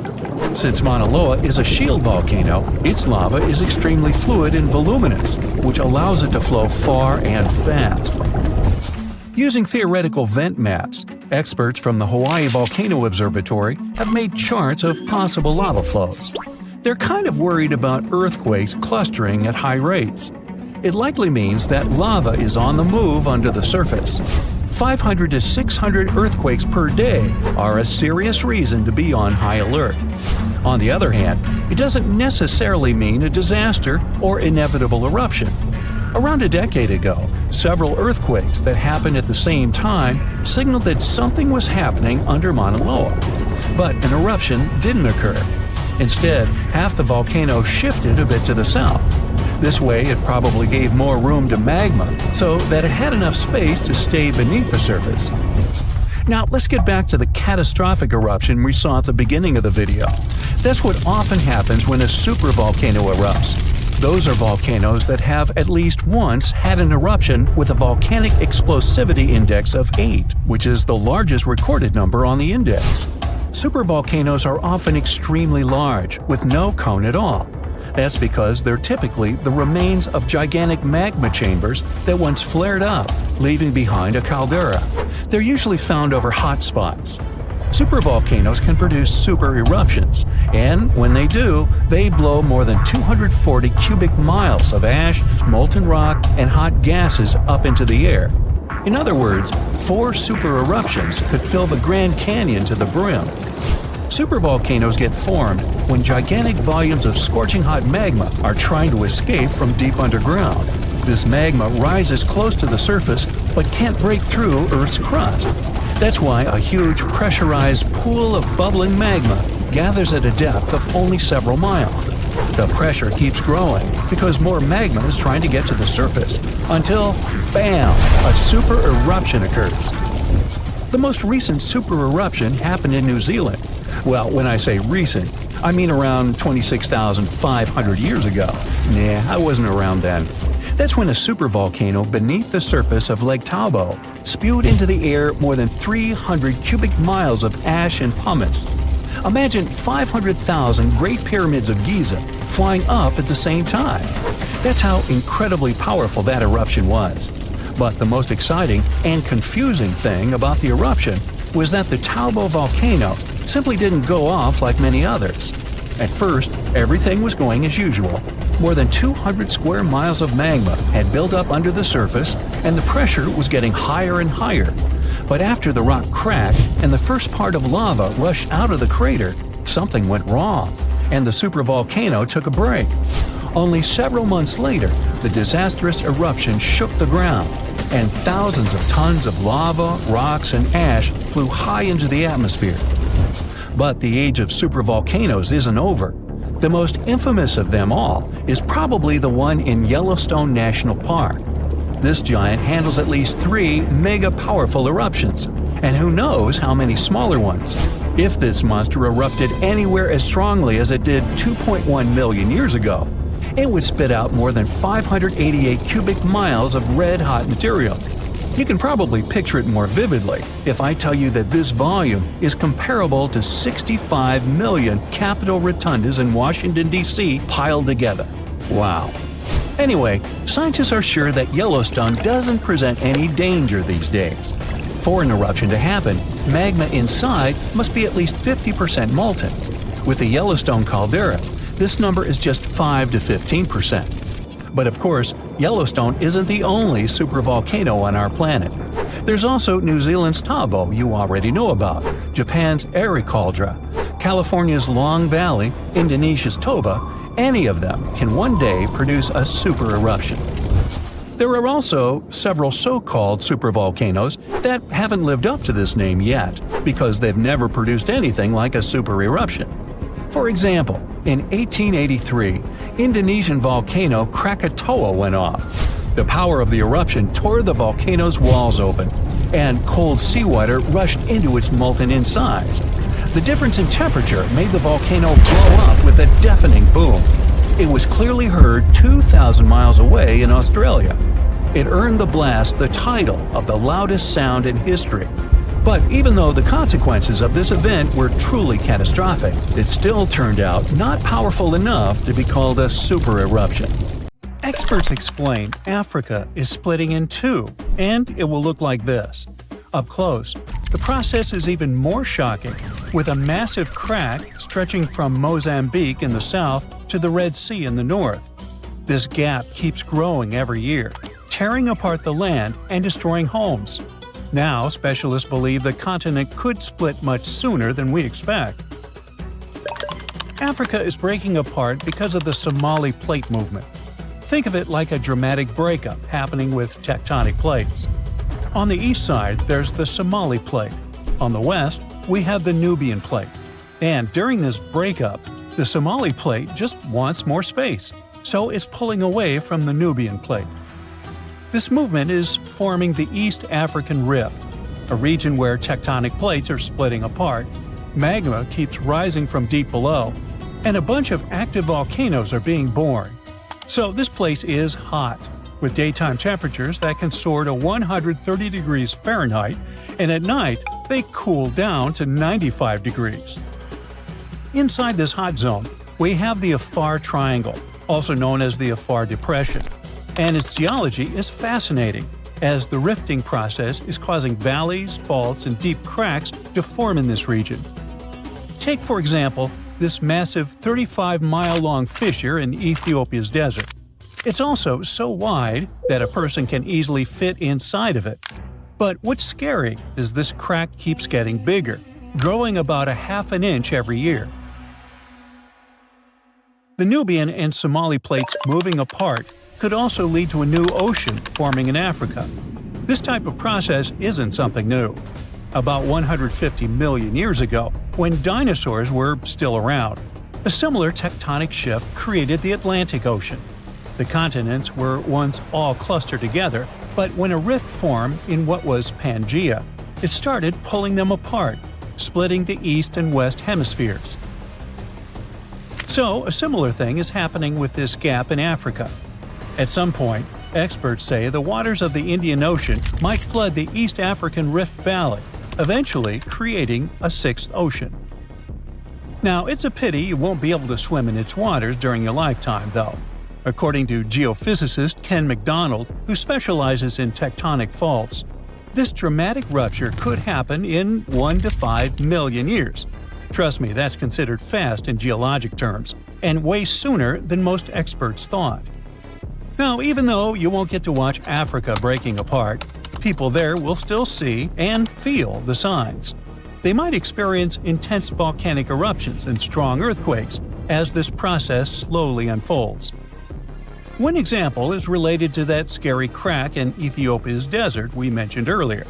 The fissure was created in 2005, after the area was hit by 2 volcanic eruptions and 163 earthquakes, each with a magnitude greater than 3.9. A crack this deep and long on Earth usually takes centuries to form, but in this case, it unfolded in just a matter of days. That's how powerful this event is. In fact, this kind of intense seismic activity can speed up the African splitting process, and that's why it's so hard to predict the exact time frame for the event. What we know is that people are already calling this new land the Nubian continent. If the predictions are right, it will include Somalia, Kenya, Tanzania, and part of Ethiopia. That's exciting and concerning at the same time. As new coastlines emerge, countries will need to make major adjustments when it comes to infrastructure and land management. They might lose a lot of roads, houses, and other constructions currently located near or right in the East African Rift. In Kenya, for example, the fissures tore apart a busy road, and authorities desperately tried to fill the gap with rocks and cement. In another case, an old woman was sitting and eating with her family when her house suddenly split down the middle. Recently, earthquakes that happened near Ethiopia's Afar region demolished 37 schools and forced about 5,000 students to leave their classrooms. Unfortunately, stories like this could become more common over the next few years. But there is a positive side to all this. Countries located in the middle of Africa, like Zambia and Uganda, could gain coastlines, and that might be great for them. Having a coast means they would get access to new trade routes, opening fresh economic opportunities. Plus, think about the tourism boom. With all those newly formed paradisical beaches, these countries could become the next big gateway spot for travelers. The local ecosystem in this newly created ocean will change as well, and new marine species may emerge. So, let's look. This is the path where the rift is most advanced right now. I mean, we expect this is where Africa will eventually get separated. But things could get a little more complicated. Some time ago, Michael Daly, a geologist at the University of Oxford, suggested that this rift could extend further west. And some new evidence backs up his theory, pointing out that the crack could extend south through Botswana's heartland into South Africa, and west through Namibia, all the way to the Atlantic Ocean. If these fractures widened into deep cracks, the ocean might come in and fill the gaps. Experts say Africa could split so much that it becomes an archipelago. But then again, we won't see that happening. It will take tens of millions of years for this to play out. We already know that Africa is at risk of breaking into a bunch of huge islands or small continents. The news isn't great for Madagascar either, as the world's fourth largest island could end up being split in half. But can the opposite process happen? I mean, can new land appear as the Nubian and Somali plates move apart? Well, as these tectonic plates get away from each other, the magma from the Earth's mantle might rise to the surface, and when it cools, it solidifies into new land. That's how other places in the world emerged, like Iceland and the Azores. So, yeah, the same process could happen in the East African Rift, and over the long term, it is possible that the rift could create new islands. For now, all we can say is that the geology of the Afar Depression is unique. It is the most active rift system on our planet. And when I say rift system, I mean a zone where tectonic plates are pulling apart. This region brings together all kinds of events, from faults in the Earth's crust to volcanic zones to the potential formation of a sixth ocean. For experts, it's like studying the evolution of rifts up close. And since it is such an active volcanic area, it also has enormous potential for tapping into geothermal energy, that is, using heat from inside the Earth to generate electricity. 2 geothermal power plants are already producing energy in Ethiopia, one in the Ethiopian Rift Valley and the other in the Afar. Now, geologists are exploring new potential spots. When we look at that deep crack in the ground, we know it's caused by tectonic plate movement. There's no mystery there. But what we still don't fully understand is why the cracks happen exactly where they do. For example, a crack that opened up in Botswana appeared after a magnitude 6.5 earthquake back in 2017. But the epicenter wasn't in the rift zone, where the plates are moving like we would expect. Instead, it was farther south. Since it's unusual for a rift to happen without volcanic activity, this fact really challenges our traditional ideas of how continents divide. Figuring out why these cracks appear in specific spots is still a missing piece of the puzzle for experts trying to explain how Africa is splitting. Hopefully, we get some answers before the continent turns into a massive archipelago. The ground suddenly starts shaking. Clouds of gas start forming in the sky, making it dark during broad daylight. Bits of the ground start swelling, lifting, and even collapsing. These are the telltale signs of a volcano that is bound to erupt. And this is what could easily happen again with Mount Spur. It's only about 75 miles from Anchorage, one of Alaska's busiest cities. More than half of the population of the northernmost state of the US live there. There's also a huge amount of air cargo that passes through its international airport daily. So anytime a volcano this close to such a vital hub begins to get restless, people start paying attention. Just FYI, approximately 350 million people in the world live within the danger range of an active volcano. That means that around 1 out of 20 people live in an area at risk of volcanic activity. Alaskans probably wish that Spur's reawakening was fiction, but it's actually true. The Alaska Volcano Observatory picked up on several of these "I'm about to erupt" signs from Mount Spur.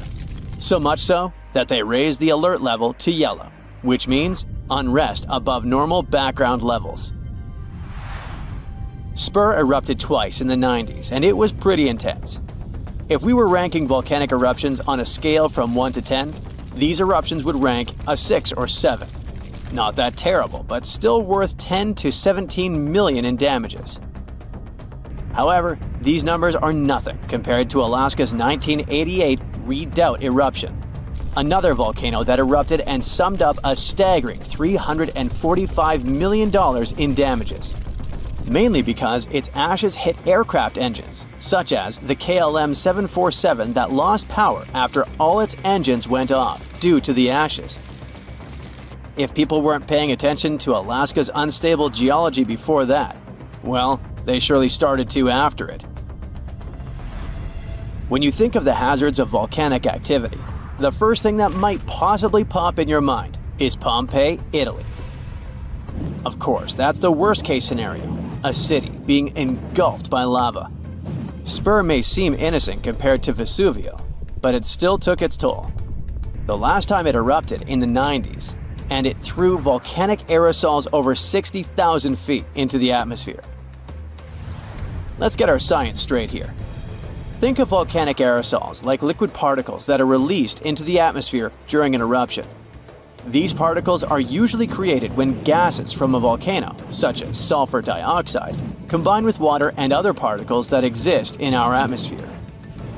These aerosols can actually cool the Earth's surface since they reflect sunlight directly back into space. And that's not the worst part. It can stay in the atmosphere for several years after an eruption, causing lots of health issues. The eruption unleashed blazing fast avalanches of hot gas and ash called pyroclastic flows, along with thick, muddy floods known as lahars. Oh, and there were also the massive volcanic boulders. These rock chunks were huge, some over 3 feet long, and they blasted out from the volcano like nature's cannonballs, landing more than 6 miles away. All that volcanic heat melted part of a nearby glacier, kicking off debris flows that dammed up the Chakachatna River and created a whole new lake along the valley. Some good came out of Spur's first eruption, though. The main lesson was, volcanic monitoring pays off. The local monitoring was able to reduce the economic damage done by the eruption, especially for a city that has an intense air traffic. Spur is deemed as dormant for the moment, but it could go off anytime soon. You see, volcanoes are classified as active, dormant, or extinct, depending on how much action they're putting on. If it's still active, it's still rumbling and erupting somewhat regularly. Dormant means it's had some recent activity, but it's still lying low for now. And extinct, that's when it's been quiet for such a long time that we figure it's done for good. One of the US's most dangerous active volcanoes is Mount St. Helens. This volcano is actually responsible for the most powerful eruption in US history. Its last blast was so intense, it threw off about 1,300 feet off its summit. Basically, the top of the mountain vanished, and if you thought Mount Spur's ash cloud was impressive, St. Helens wins the competition since it launched its ashes 80,000 feet into the sky. Eastern Washington plunged into total darkness. But it wasn't just that. In a matter of 3 minutes, the eruption hurled 3.7 billion cubic yards of blazing rock and dust, enough to fill 1 million Olympic-sized pools across 230 square miles of lush forest. Actually, the earthquakes that anticipated the eruption started weeks before May 18, 1980. A ground shake of magnitude 5.0 went off, triggering a landslide on one side of the volcano. By the end of the official eruption date, 57 people had lost their lives. Nearly 7,000 big game animals like deer and elk were wiped out, and millions of birds laid scattered on the burnt earth.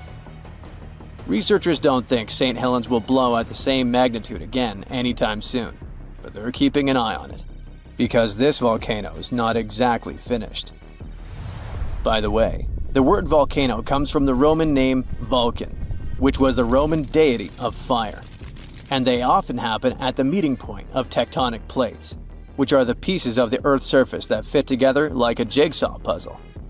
The so-called Ring of Fire, located in the Pacific Ocean, is the world's danger zone when it comes to volcanoes. It contains between 750 and 915 active volcanoes. The largest volcano located in the Ring of Fire, also the largest active volcano in the world, is the Mauna Loa. It's over 13,000 feet high, and it's located in Hawaii. Researchers say that Mauna Loa has been erupting for at least 700,000 years. Its most recent eruption began on the 27th of November 2022, and it lasted until December 13th.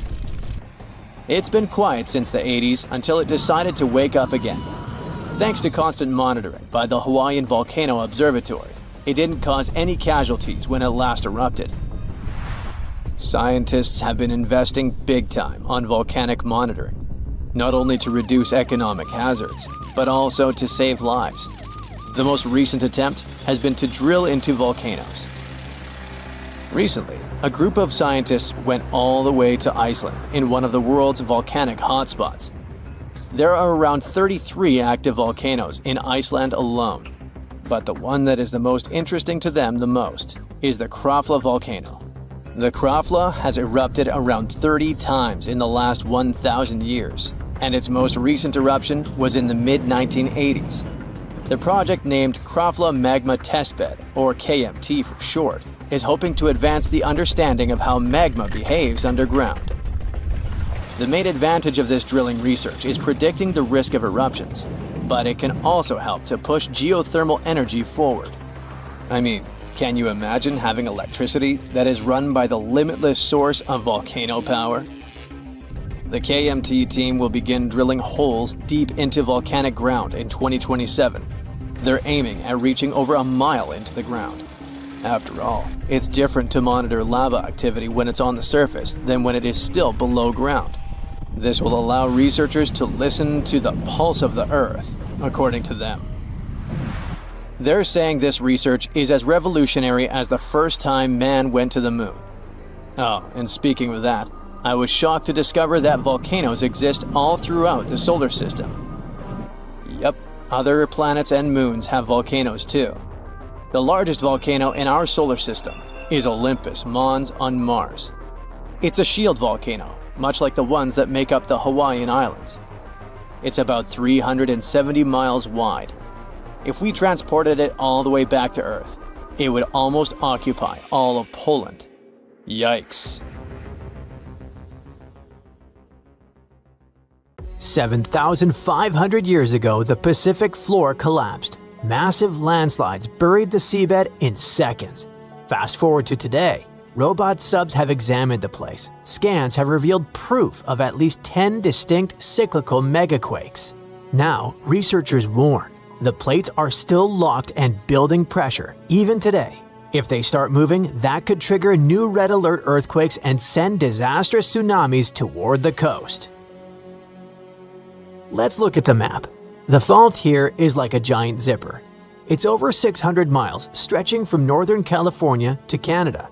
It's called the Cascadia Subduction Zone, and it's a part of the Ring of Fire.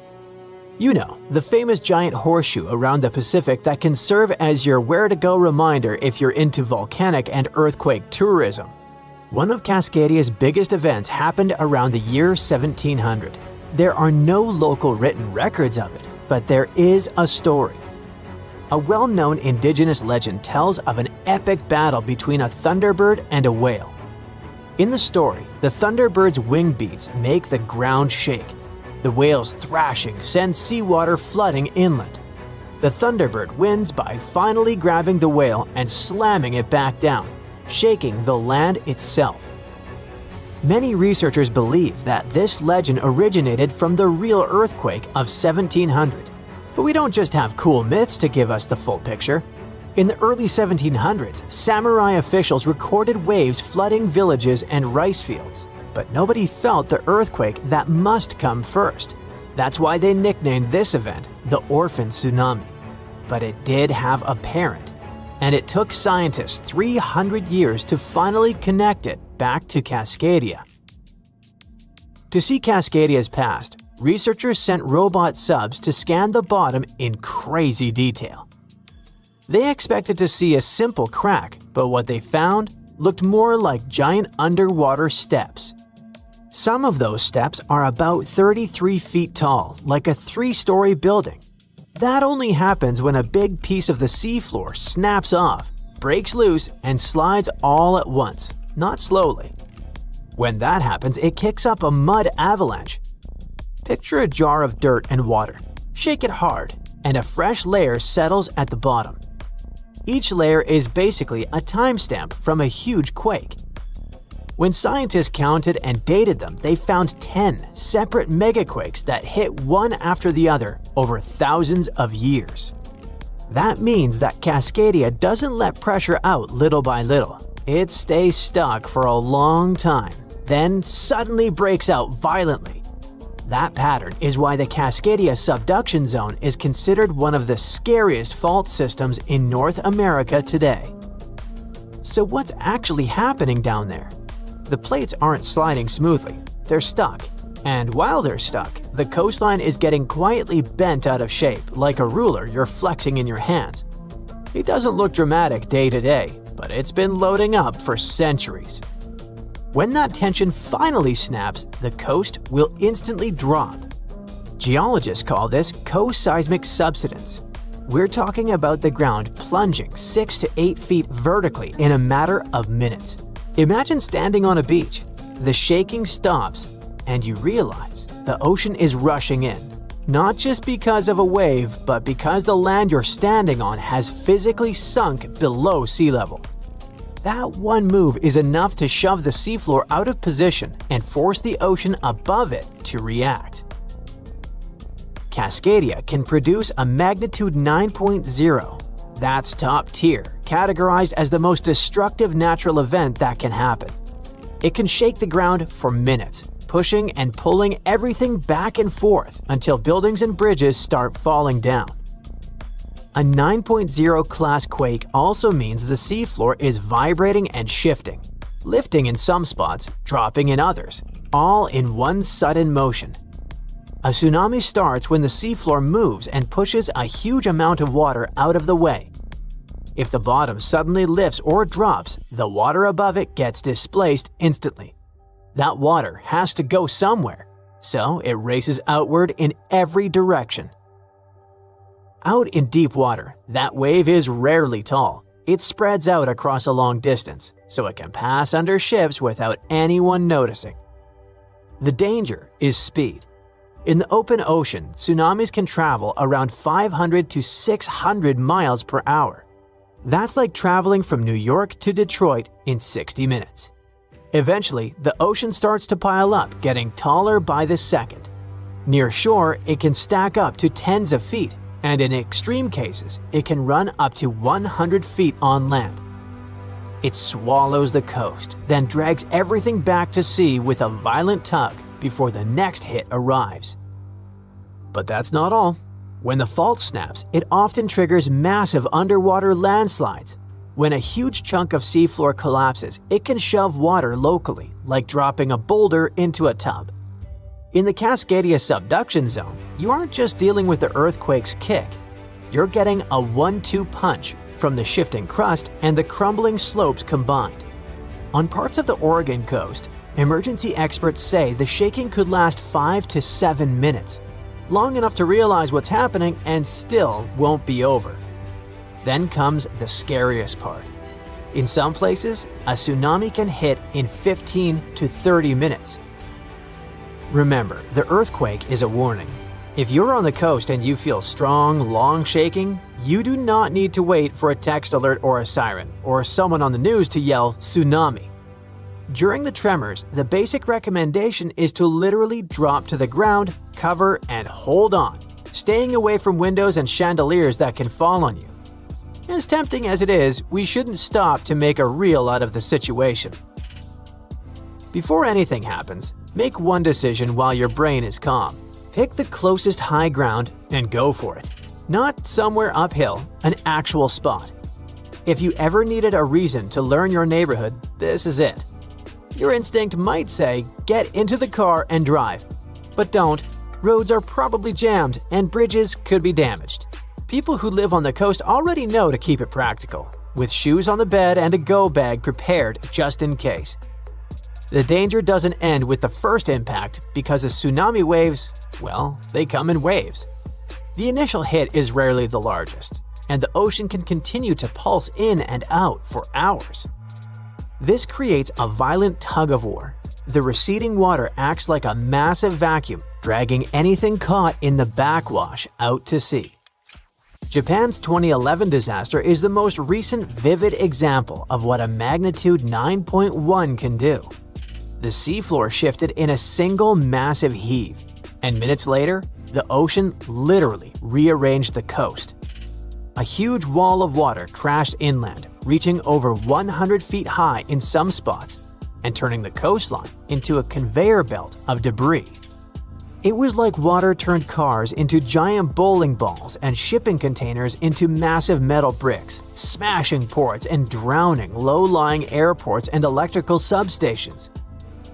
Finally, what do officials say about the timeline for the possible next disaster hitting Cascadia? Well, they can't give us precise dates, but they did announce some odds. For the biggest, scariest earthquake possible, the United States Geological Survey says there is about a 10% to 15% chance it'll happen in the next 50 years. Chances for a quake that isn't the mega version are 1 in 3 in the next 5 decades. Those odds are actually pretty high. But here is why it isn't all that grim. Scientists know this isn't random. Cascadia has a pattern, and patterns are what preparation runs on.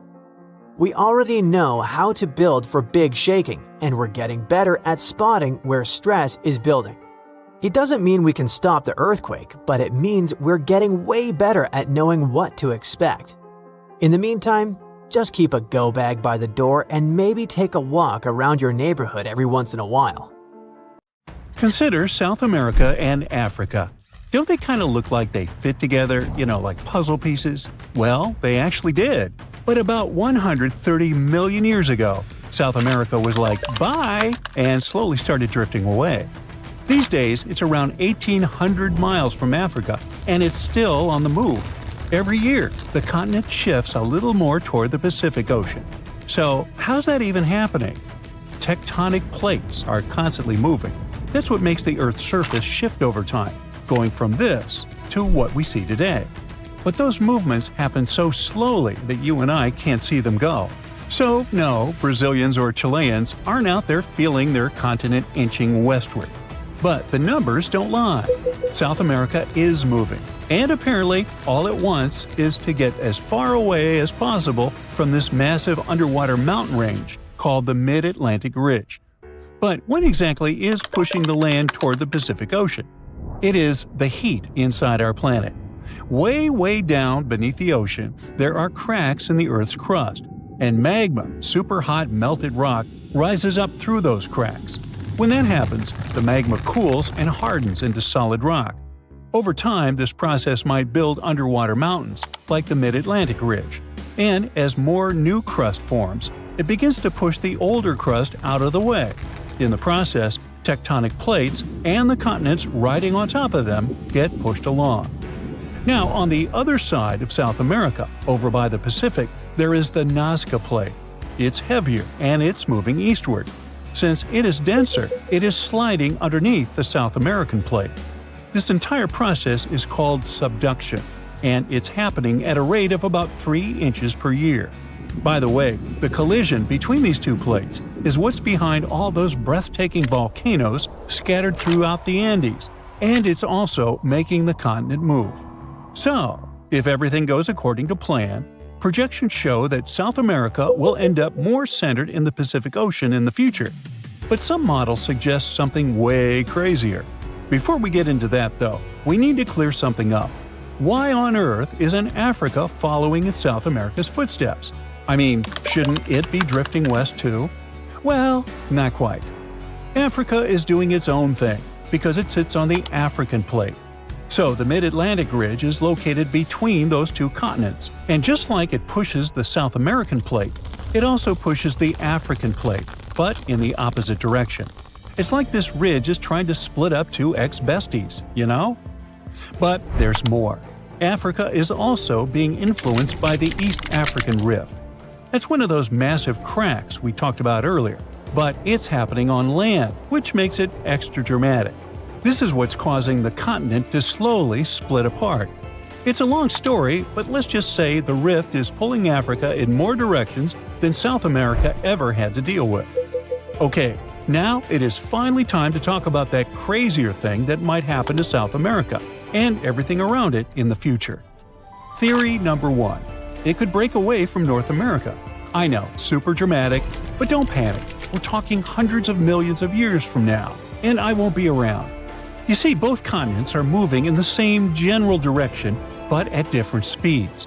The North American Plate is cruising along at about 1 inch per year, while South America is moving a bit faster. So even though they're heading the same way, they are not keeping pace. Over time, as the Atlantic Ocean continues to widen and the Pacific keeps shrinking, all this tectonic movement could eventually pull the Americas apart. Theory number 2. Marine life could go through some major changes. Right now, the Americas act as kind of a giant wall between the Atlantic and Pacific Oceans. Because of that, sea animals have evolved differently on each side. Take the green sea turtle, for example. The ones living in the Atlantic tend to be bigger and lighter in color. Meanwhile, their Pacific cousins are usually smaller and darker. But if, one day, there is no land blocking these two populations from mixing, they would end up with brand new migration routes, new nesting spots, and a lot more overlap in their territories. Now, multiply that scenario by hundreds of other species, and things could really get shaken up. We're talking about new interactions, unexpected competition, and maybe even the rise of entirely new species. Alright, theory number 3. America might meet Africa again. Right now, the Mid-Atlantic Ridge is busy creating a new seafloor, and because of that, the Atlantic Ocean is slowly getting wider. But in about 125 million years, scientists believe that process could come to a stop. Instead of the seafloor spreading apart, the ocean floor might start getting pulled under the continents. When that happens, the Atlantic will stop growing and start shrinking. And the water section between South America and Africa is likely to be the first part pulled beneath the land. That means the Americas and Africa could meet again. And when that happens, border countries could turn into super shaky places, with earthquakes happening all the time and brand new volcanoes popping up left and right. The eastern United States would no longer be known for the peaceful green slopes of the Appalachians, but for snow-covered giants that occasionally spew lava and ash, more like the Cascade Range out west. Countries would end up with totally new neighbors. Brazil might line up with Nigeria and Cameroon. Uruguay could be sitting right next to Angola, and Argentina might be sharing a border with South Africa. So if these two continents really do merge, how intense would that be? Well, for starters, this new supercontinent would instantly become the biggest one on Earth, about 1.5 times the size of Asia. And chances are, a brand new mountain range would form right where the continents meet, creating a natural border between nations. Being part of the same massive continent could make a lot of things way easier. For one, tourism could totally take off. People traveling between countries by land without needing pricey plane tickets could be a game changer. But it wouldn't stop there. Other types of economic activity could get a major boost too. Now on one side we have South America, which already produces and sells a wide variety of foods, from wheat to bananas, beef, cocoa, soybeans, hey, you name it. On the other side, there is Africa, exporting things like textiles and clothing. That alone would make them a super powerful bloc when it comes to trading raw goods. But can you name another important thing these two continents have in common? Yep, petroleum. Countries in South America, like Brazil, Venezuela, and Colombia, are major oil exporters. And over in Africa, you've got Nigeria, Algeria, and Libya doing the same. Now, can you see just how powerful that kind of union could be? Meanwhile, let's talk about animals. These two massive lands coming together could lead us to wild meetups, like a capybara sharing space with a Nile crocodile, or a sloth seeing a hyena from the top of a tree. This could even lead to new animal hybrids showing up, like a tabby crocodile or a sloth hyena. Okay, those weren't the cleverest names, and honestly, these animals wouldn't be able to mate or even wouldn't want to. But you get the point, right? It's not all positive, unfortunately. New species showing up could become predators, competitors, or even parasites to the native plants and animals. It would take a long time for things to settle into a new balance in those border regions. But honestly, no one really knows how long it would take. The only thing I do know is neither of us will be around to see it, which is okay. You're hiking in the wilderness, looking for a safe spot to set up camp. All you can hear are leaves and branches crackling under your footsteps. Some squirrels are running up a tree over there, but suddenly, something unexpected happens. You notice something weird in the distance in between the trees, It kind of looks like a concrete structure of some kind. Weird. At this point, you're at least 20 miles deep into the woods, and there are no nearby towns or villages, as far as you know. So you decide to go off the trail with your friends to get a closer look. But as you get nearer, you realize that it's leading to nowhere. What's it doing here, in the middle of literally nowhere? And it doesn't even lead to anything. You put on your Sherlock Holmes cap and investigate.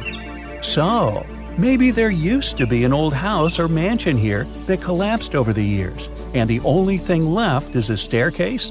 But, weirdly enough, after circling the bizarre structure, you realize there's no trace of any ruins or even foundations.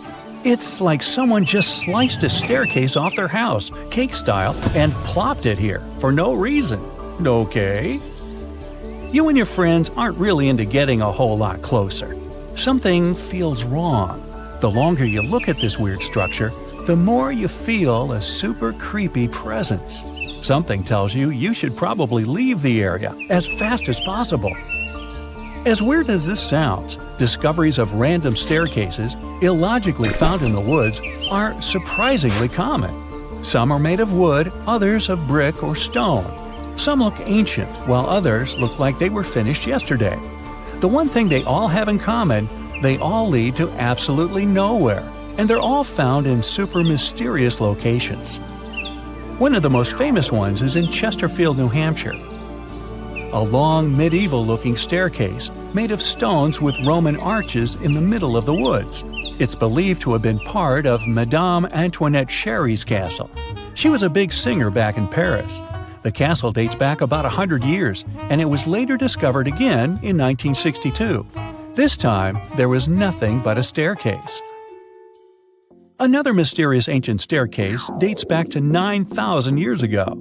It's in a forest in Italy. It looks like a series of stairs that lead to a tiny platform at the top. Now, why go through all the trouble of building the thing if it leads to nowhere? Well, some scientists think it could have been some sort of ritual tower, but your guess is as good as theirs. There's an anomaly in the Indian Ocean known as the Indian Ocean Geoid Low, or IOGL. It produces the largest distorting natural gravitational force in the world. Heavy mineral deposits, many deep-sea trenches, and magma reservoirs disturb the magnetic field in this area. Earth's gravity changes in different places around the planet. It allows researchers to look for patterns and figure out what's happening beneath the surface. Higher gravity fields usually mean denser materials below, and vice versa. Some scientists believe that the anomaly might be a dent in the planet's mantle that is working its way up to the crust. The Niihau Island actually rejects the fruits of today's advancements. There are no cars in sight since the locals get around on foot or by bicycles. No wonder their legs have great definition. They thrive without running water, internet, or shops. The only school on the entire island is powered by solar energy with a backup generator. And what's awesome is that it's the only school in the state that's powered by the sun. Being a resident of the island, the local explains some ground rules the permanent residents must abide by. If they do break these rules, they can be evicted. Now, not far from Bangkok, in northeastern Thailand, there's a 75-million-year-old rock formation. These rocks look like 3 whales swimming together. The beautiful design created by nature became known as Three Whales Rock. Millions of years ago, this area was just a desert, but the land was changing. Gradually, sandstone got pulled apart by the movements of tectonic plates and erosion. That's how these spectacular formations were created. If you decide to explore the system of trails around Three Whales Rock, you'll find waterfalls and an abundance of fauna and flora there. Located on Gamal and Gaiden peninsulas, these expansive pit holes were discovered in 2014. They seem to be still changing and evolving. The pits grow wider and people find them more often. Of course, there's no shortage of theories about how they appeared. Suggestions range from meteorite impacts to the activity of other civilizations. But the most common explanation is that methane gas reacted to water molecules after the planet's permafrost started to melt. This resulted in bubbles of methane bursting through the ice. The craters could be thousands of years old, but nobody knows for sure. You're driving to the state of New Mexico, to the small town of Taos. 2% of the locals hear a strange buzzing in the air every day. Some residents believe the sound is somehow connected with technologies used by guests from other galaxies. Ooh. Also, there is a theory that something sinister lives in the town. They say Taos is cursed. An evil spirit or a phantom punishes people for something their ancestors did in the past. Scientists still can't explain the nature of this sound. Another theory says it's caused by unusual acoustics of the location, while others think the buzzing is a hallucination. Some can hear it because everybody talks about something, and our minds create an illusion of the sound that doesn't really exist. The sound isn't the same for everyone either. For some, it's a low hum. For others, it's more of a buzzing sound. But this is not the only place where you can hear the strange noises. It's called the hum, and people worldwide claim to have heard it. Some dwellers of a small village in Scotland describe it as a low, thick hum, while some residents of Florida heard a similar sound too. It's not exactly known where this phenomenon appeared, but the first time the media started talking about it was in the 1970s in England. Also, there are written records of a mysterious buzzing dating back almost 200 years. According to some estimates, only about 2% of people on the planet can hear the hum. Perhaps their ears pick up some low-frequency waves, or the reason is something else entirely.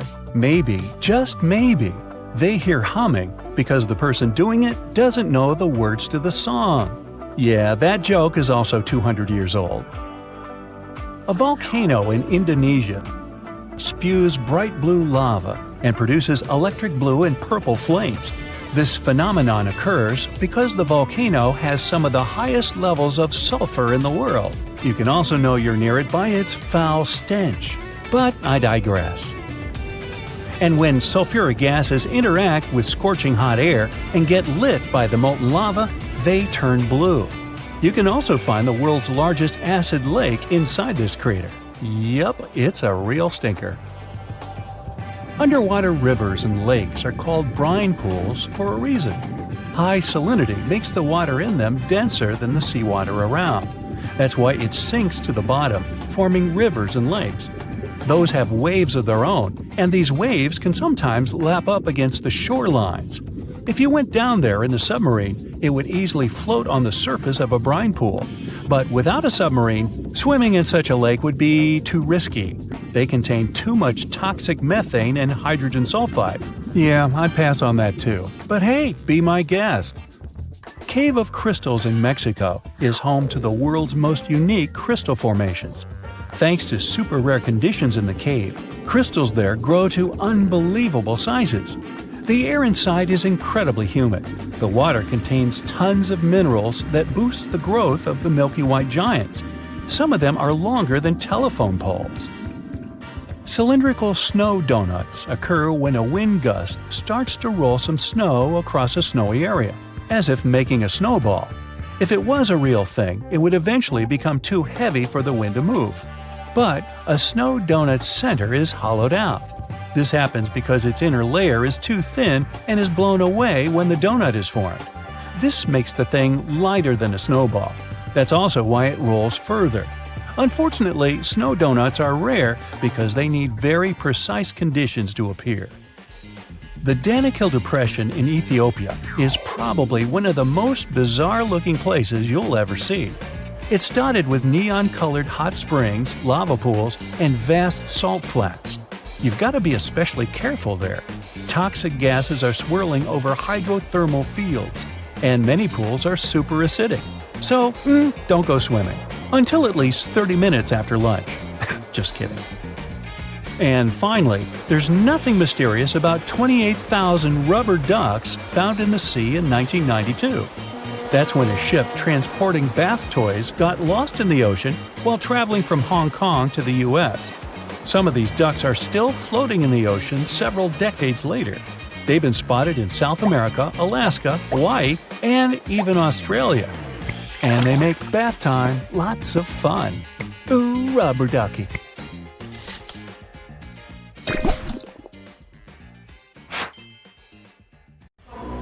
Yellowstone's alert level is currently green, but don't get too comfortable. This supervolcano is still alive, and it could erupt at any time. New data shows the caldera is breathing, with the ground slowly rising and falling as things move deep underground. If Yellowstone actually blew today, it would be a huge disaster.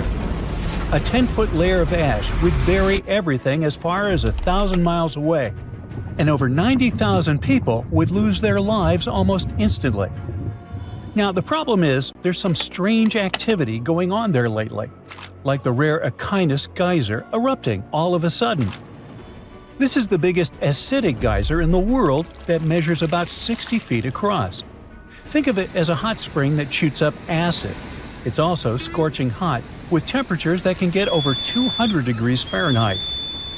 The Aquinas geyser was really active back in the 70s, and it used to erupt every 40 to 80 minutes. But it stayed quiet for the last 6 years until it erupted again in February 2026. The water shot 30 feet high and the eruption lasted about 3 minutes. It was quite a show, but people were worried. I mean, is this a sign the volcano is finally waking up? Well, probably not. Geysers turn on and off all the time. That's just typical Yellowstone behavior. But Aquinas isn't the only hot spring out there that's been acting a little weird lately. So, Yellowstone was the first national park in America, and it sits right on top of an active supervolcano. That's why there are over 500 active geysers over there. Basically, they're hot springs that get heated up underground and shoot water and steam into the air every so often. These geysers are shaped like a long tube or a hole that goes deep into the ground and fills up with water. Since the water at the very bottom is so close to the magma, or molten rock, it starts to boil. That pressure forces the water up and out in an eruption. Then the water slowly drains back down and the process starts all over again. Having all these geysers around means the park is basically covered in steam, so it has this really mysterious, misty feel to it. And now it just got even cooler. The ground is literally moving. Lately, everyone's been focused right here, on the Norris Geyser Basin. This spot is home to the Steamboat Geyser, the tallest active geyser in the world. And since 2025, scientists have noted something weird here. The land, which used to be flat, now has a bulge in it. Yep, the ground has pushed up by about an inch along the northern rim of the Yellowstone caldera. But we don't have to worry about Yellowstone finally erupting and destroying the planet. I mean, the situation is pretty scary, sure, but it's not a direct sign that an eruption is on the way. To be fair, this is not even a new phenomenon. Between 1996 and 2004, the land did the exact same thing. The area just south of the Norris Geyser Basin rose by almost 5 inches. This happened because a huge pool of magma, about 9 miles deep, was pushing up from underground. It felt like Yellowstone was ready to erupt at any time. Everyone was terrified, thinking it was the end of the world. But nothing happened. Then, in late 2013, the ground started rising again, at a rate of about 6 inches a year. And that was faster than ever before. Everyone got super nervous all over again. But just like last time, nothing big happened. The event lasted until 2014 and ended with an earthquake with a magnitude 4.9. That was actually the largest one in the area since the 70s, but it didn't trigger a massive eruption. In fact, the last time Yellowstone actually erupted was about 70,000 years ago, and it was not even a huge blast. Now, the area where this happens is known as the Norris Uplift Anomaly, and scientists are getting pretty used to its strange behavior. They say that when magma moves into the Earth's crust, it cools down and releases trapped gases. As that gas escapes, the pressure drops and the ground sinks back down. But just when we thought the area was finally quiet, nah. Back in July 2025, scientists checked the data and confirmed it. The land was rising again. The whole process looked very similar to the one back in the 90s. This might also explain the sudden rise in the number of earthquakes in 2025. I mean, the year was actually pretty quiet overall, with only about 1,100 earthquakes. That's pretty low, considering that at least 1,500 happen in a normal year. But the number of earthquakes suddenly went up at the end of 2025, and most of them happened right near the anomaly. So scientists were pretty sure the two things are connected. According to the estimates, it looked like the ground was going to keep rising for a while. But they also said we don't need to worry about an eruption. The changes we've seen so far are actually pretty small. They're nothing compared to the warning signs we'd get if Yellowstone was really about to blow up. Plus, we have way better tools now than we did in the 90s to track all these ups and downs. But one thing we know about volcanoes is that they are unpredictable. So against all the projections, something strange just happened. The ground stopped rising. Exactly. Recent measurements show the upward movement that had been happening since July 2025 has paused. So, whatever was going on under the Norris Geyser Basin just ceased, for now at least. Then there's something else that shows the caldera is back to normal. In February 2026, there were 74 earthquakes out there, which might sound like a lot, but for Yellowstone, it's not. That's a pretty standard number, because about half of the earthquakes in the park normally happen in swarms. I mean, groups of quakes that hit the same spot around the same time. And these swarms can trigger 10 tiny quakes in an hour, for example. To give you an idea, the year with the most earthquakes was 2017. That year, we were seeing something like 285 earthquakes a month. And even then, that wasn't considered dangerous activity. So, if February only had 74 quakes, we can consider it supernormal. Okay, so the caldera looks like it's quiet again. Does that mean we're safe and Yellowstone won't blow up? Not really. Then again, volcanoes are totally unpredictable. Yes, I'm repeating myself. But even with all the high-tech tools we have today, we don't exactly know how they will behave. So, technically, it can erupt at any time. Now, some people might think that Yellowstone is overdue, but that's not really how it works. If you look at the map, there's an average of about 725,000 years between its big eruptions. Based on the last time it had a big blast, we've technically got another 100,000 years left. But honestly, that average doesn't mean much, because volcanoes don't follow a schedule. Now, if Yellowstone did blow, it would be a total disaster. Some say it would be way more powerful than anything humans have ever seen. Computer models show it would blast tons of ash and toxic gas into the sky, making it almost impossible to breathe. That ash could even reach Europe in 3 to 4 days.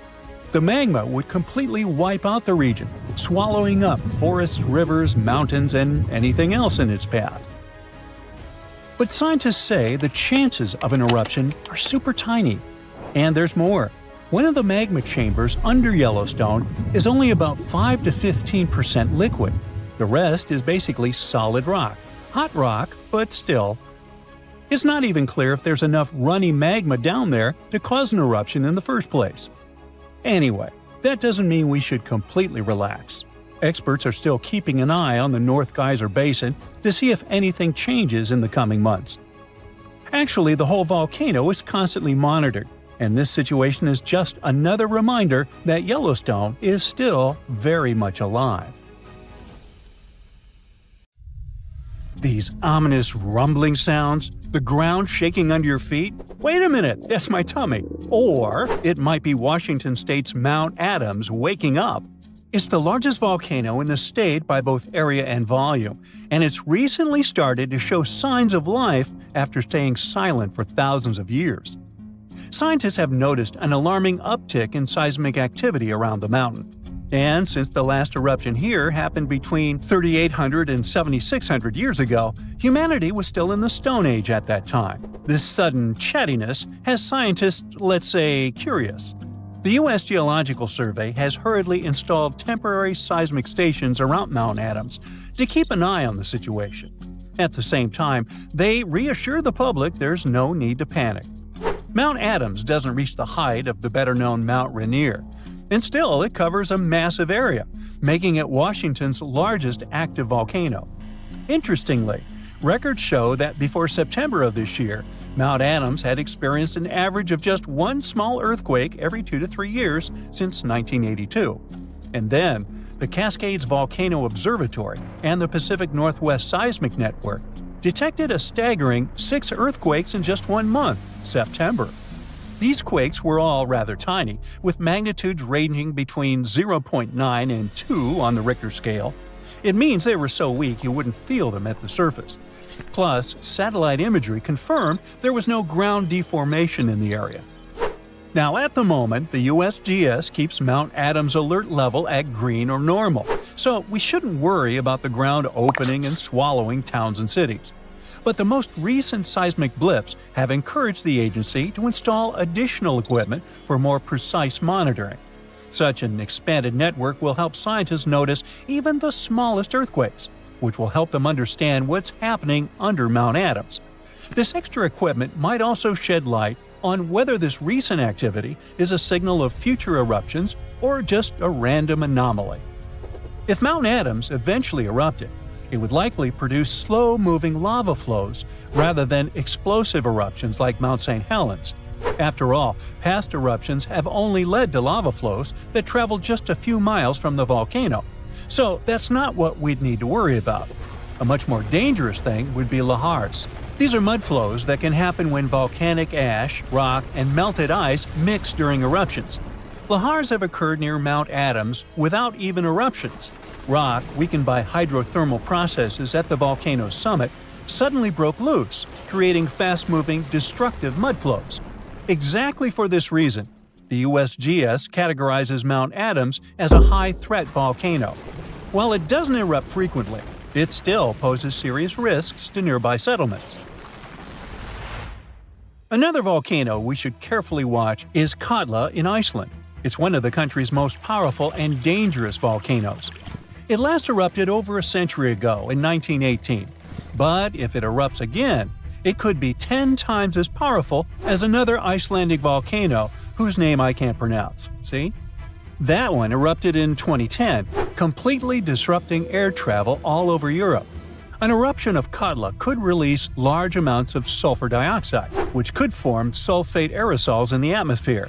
Such aerosols reflect sunlight, which could even cause temporary global cooling. This phenomenon often followed catastrophic volcanic eruptions in the past. Although eruptions are common in Iceland, Katla's ash cloud would likely shoot higher into the sky and cover larger areas of Europe than that other one did. It would ground flights and negatively affect economies. If Katla erupted, it would also harm agriculture, water supplies, and air quality. In 2014, scientists noted that a large eruption could even cause a tsunami that might travel along Iceland's south coast and out to sea. But the potential impact of such a tsunami is still unclear.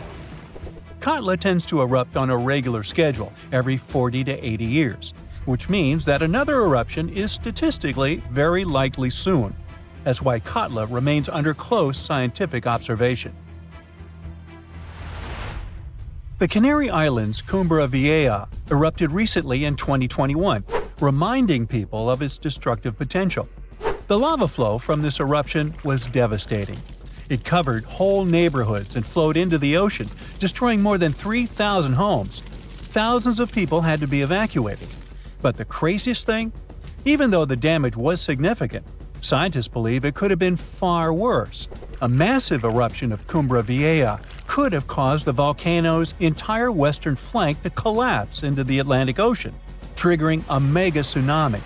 This hypothetical tsunami could have potentially created waves hundreds or even thousands of feet high. They could have flooded coastlines around the Atlantic basin, including parts of the US and Europe.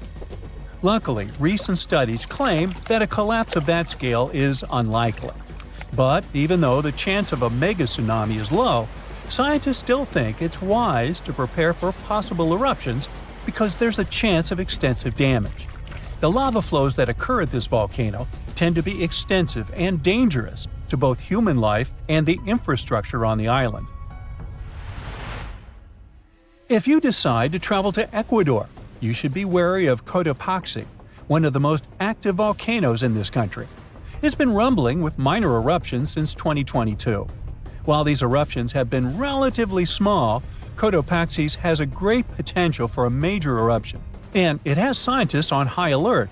If Cotopaxi erupted on a large scale, it could produce a massive ash cloud over 12 miles high, threatening the lives of around 200,000 people in the neighboring area. A serious danger is Cotopaxi's snow-capped summit. It would melt super rapidly in a major eruption. It could lead to destructive floods and landslides that would flow down the mountain and potentially reach populated areas. This combination of volcanic activity and glacial floods makes Cotopaxi a high-risk volcano. A powerful eruption could occur soon, or it could be years or even decades away. But monitoring efforts are in place to catch any warning signs. The next volcano we should watch out for is already infamous, Mount Vesuvius. Its catastrophic eruption in 79 CE destroyed the Roman cities of Pompeii and Herculaneum. Its last eruption occurred in 1944, but Vesuvius remains highly active and poses a great risk to nearby Naples, one of Italy's largest cities. A large eruption would threaten over 3 million people. Many of them live in the vicinity or even directly on the slopes of the volcano. If Vesuvius erupted, it would be an explosive event, with ash, rocks, and volcanic gas ejected at extremely high speeds. And even though such a destructive event isn't expected for a few hundred years, Vesuvius remains one of the world's most closely watched volcanoes.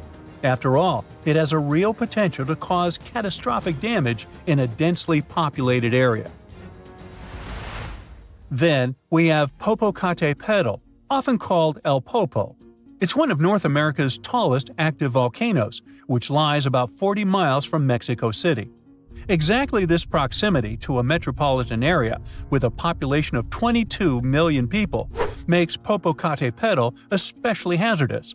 A large eruption could send a massive ash cloud over Mexico City, causing widespread disruptions. Ash could clog the city's drainage systems, contaminate water supplies, and even cause power outages by short-circuiting electrical systems. Plus, lahars could rush down the volcano, reaching nearby towns. Popocatépetl has been showing near-constant seismic activity since the early 2000s, and smaller eruptions are pretty common here. In early 2024, there were 13 recorded minor eruptions, which alarmed nearby towns. At the same time, volcanologists consider such eruptions normal for Popocatépetl. While talking about super dangerous volcanoes, we can't skip Yellowstone National Park. It houses one of the world's largest supervolcanoes. Its last massive eruption occurred about 640,000 years ago. But if this monster were to erupt today, the impact would be much more devastating for the entire planet. States closest to Yellowstone, including Montana, Idaho, and Wyoming, would be most affected, likely experiencing disastrous pyroclastic flows. These flows, which are made of a dangerous mix of lava, ash, and gases, can obliterate everything in their path. Large parts of the country would also be blanketed in volcanic ash, over 3 feet in some areas. On a global scale, an eruption at Yellowstone would send tons of ash and gases into the stratosphere, potentially blocking sunlight and causing global temperatures to drop for a few years. This would disrupt agriculture, collapse transportation systems, and create food shortages on a massive scale. Still, even though there's a popular myth that Yellowstone is overdue for an eruption, geologists clarify that this isn't true. Volcanoes don't follow precise timetables, and the activity at Yellowstone doesn't indicate an imminent eruption. So yeah, that's good news. Get ready, because one of the Pacific Ocean's most active volcanoes might blow any minute now. Scientists monitoring Axial Seamount, a gigantic underwater lava factory just off the coast of Oregon, say it could erupt literally any time between today and early 2026 at the latest. Yes, it's underwater, but don't get tricked by the ocean's cover. This beast is almost 3 times taller than the Empire State Building. This volcano is inflating like a souffle at a Michelin-starred restaurant, and scientists are so excited they will live stream it. Seriously! So here's the thing. This volcano will explode at any moment now because, well, it's inflating fast. Over the past few months, researchers have noticed that the seafloor is literally rising. It's like Axial is doing its best impression of a waterbed filled with molten rock. Scientists call this inflation, which sounds like something you'd complain about after Thanksgiving dinner. But in volcano terms, it means magma is piling up underground, causing the seafloor to bulge like a souffle that's this close to collapsing. Now, an underwater volcanic eruption might not sound so exotic. After all, most volcanic activity on Earth happens under the sea. Believe it or not, there are more than 1 million submarine volcanoes quietly churning lava beneath the waves as you watch this. The ocean floor is Earth's biggest volcanic hotspot. What makes Axial Seamount so thrilling is that it's under intense scientific surveillance, unlike any other underwater volcano. It's like the star player in a volcanic reality show, with a network of ocean-bottom instruments giving researchers real-time updates on magma movements, seismic tremors, and crust deformation. In fact, Axial Seamount hosts the world's first-ever underwater volcanic laboratory. Scientists have been keeping a constant eye on it since the 1990s, when they installed sensors that now relay live data straight from the seafloor. This kind of monitoring is unheard of elsewhere and has turned Axial into a geological celebrity, one whose behavior we can track with remarkable precision. Besides, Axial is hilariously predictable. It erupts roughly every decade, and right on cue, it's gearing up for another performance. By mid-2024, it had inflated to nearly the same level as before its last eruption, which means the countdown is on.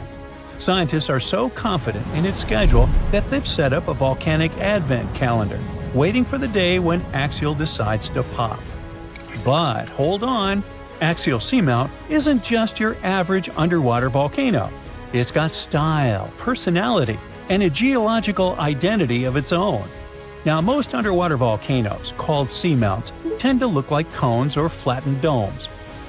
Axial laughs in the face of tradition with its unfashionably rectangular caldera, a 2-by-5-mile crater that looks like it was designed by a geologist with a ruler and a grudge against curves. Most volcanoes opt for the classic circular look, but Axial, it went full avant-garde. This caldera is punctuated by fissures, vents, lava channels, and mysterious dome-like structures that rise hundreds of feet high. It's like the volcano's wearing a funky geometrical crown instead of the usual rounded hat. What's more, Axial's location is like prime real estate for geological fireworks. It sits right where 2 major forces collide, literally. First, it's on the Juan de Fuca Ridge, an underwater mountain range formed where 2 tectonic plates are slowly pulling apart, like a zipper being undone. Second, it's perched atop the Cobb Hotspot, a deep mantle plume that acts like Earth's sneaky magma espresso machine, pumping molten rock from deep inside the planet and fueling a whole chain of seamounts. To put it plainly, it's like the tectonic plates are reluctant dance partners, sliding away from each other, while the Cobb Hotspot acts as the DJ, turning up the heat and keeping the magma party going. This dual influence creates a complex plumbing system inside the volcano, with magma chambers filling, draining, and shifting in ways scientists are still trying to decode. The competition between the spreading plates and upwelling magma is what gives Axial its unique geological fingerprint, and it's also why this volcano keeps surprising us. Now, we said that Axial Summit isn't just a crater. The truth is that inside, the action gets even weirder and cooler, well, hotter, but you get it.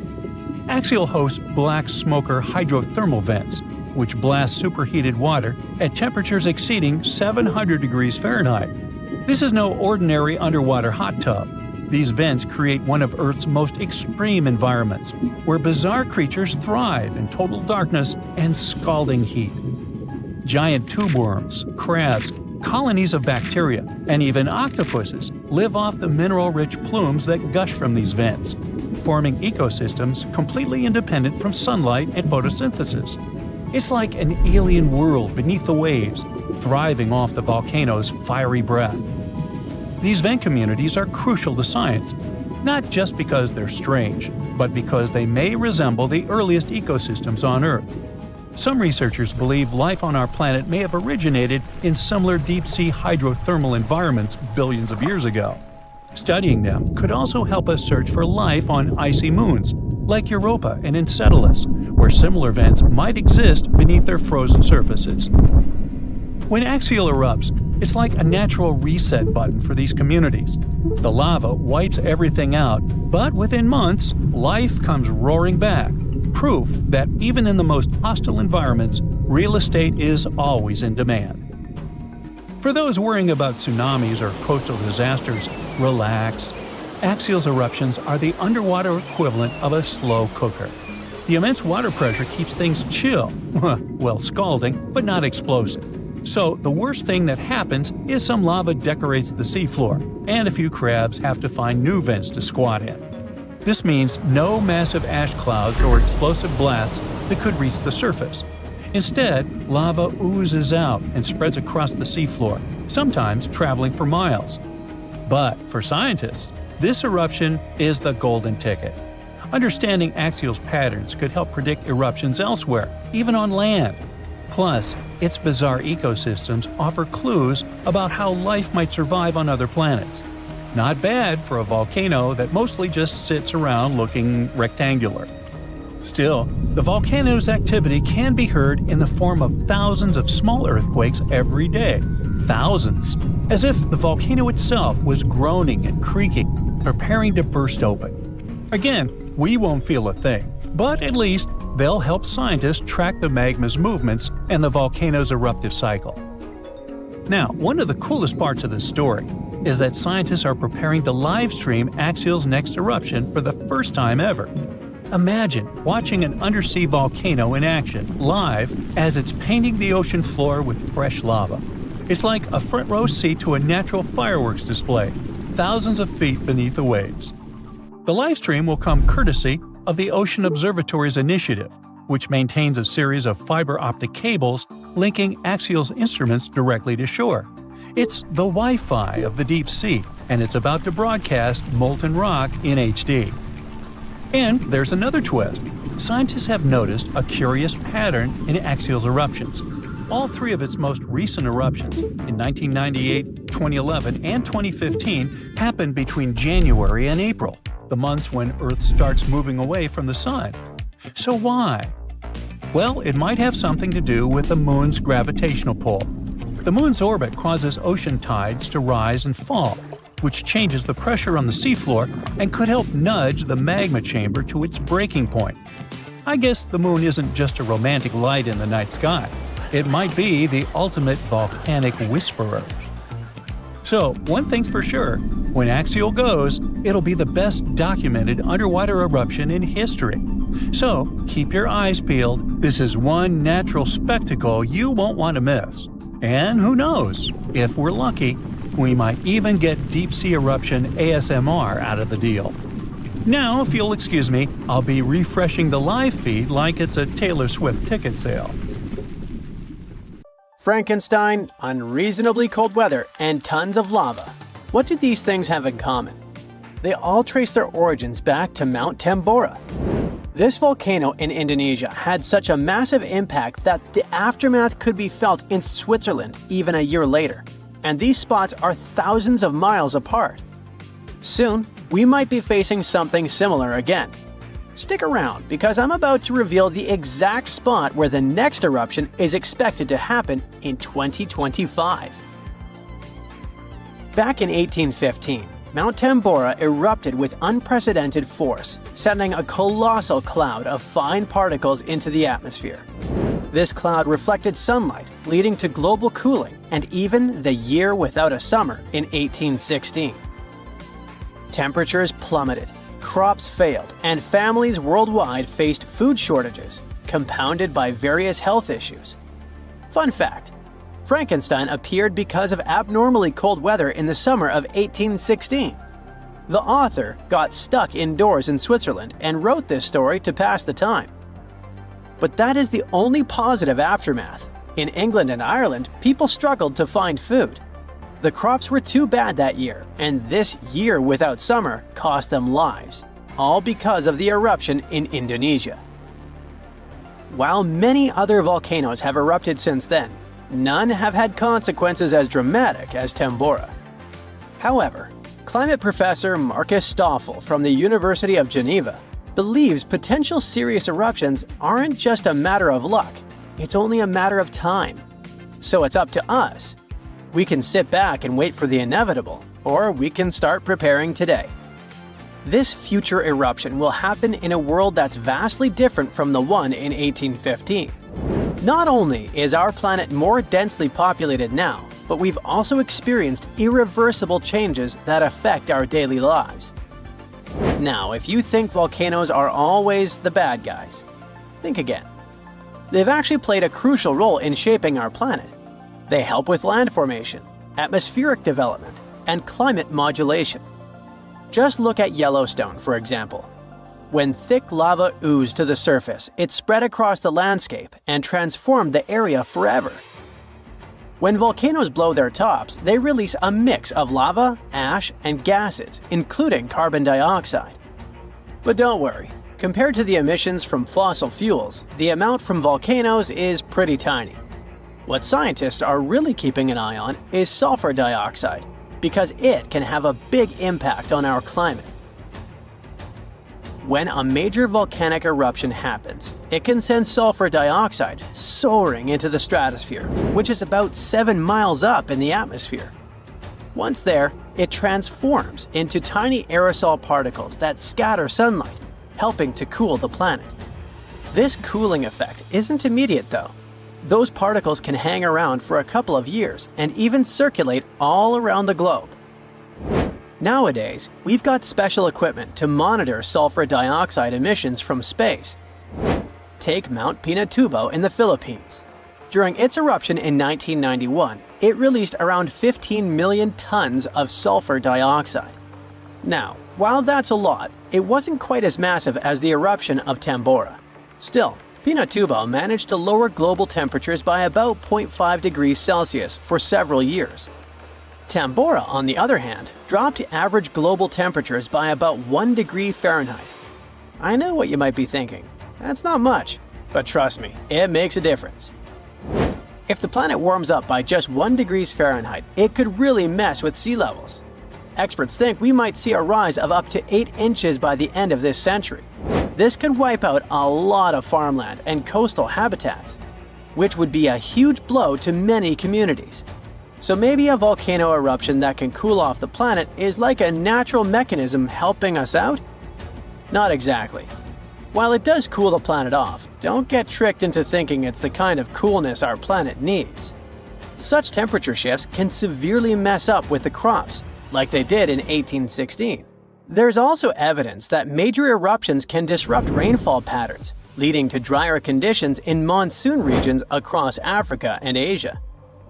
You see, the summer monsoon relies on the temperature difference between land and ocean, which can be altered by volcanic activity. Interestingly, a warmer climate may enhance the cooling effects of volcanic eruptions.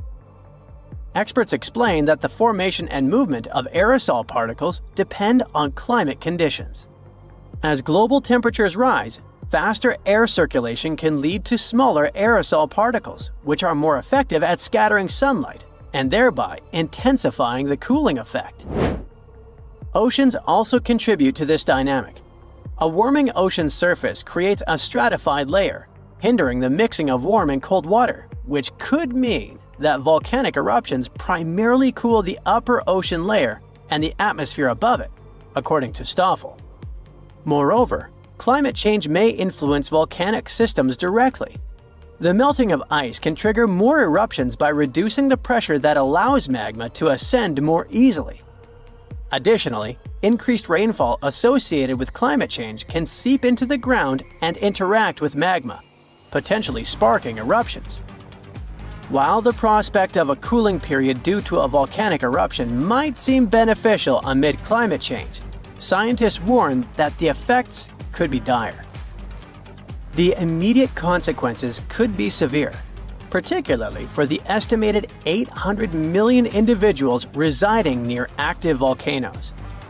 A major eruption could devastate entire cities. For example, Campi Flegrei, located near Naples, Italy, is showing signs of increased activity and threatens the lives of about 1 million people. Now, if you're from Oregon, beware, as experts say this state might experience volcano eruptions.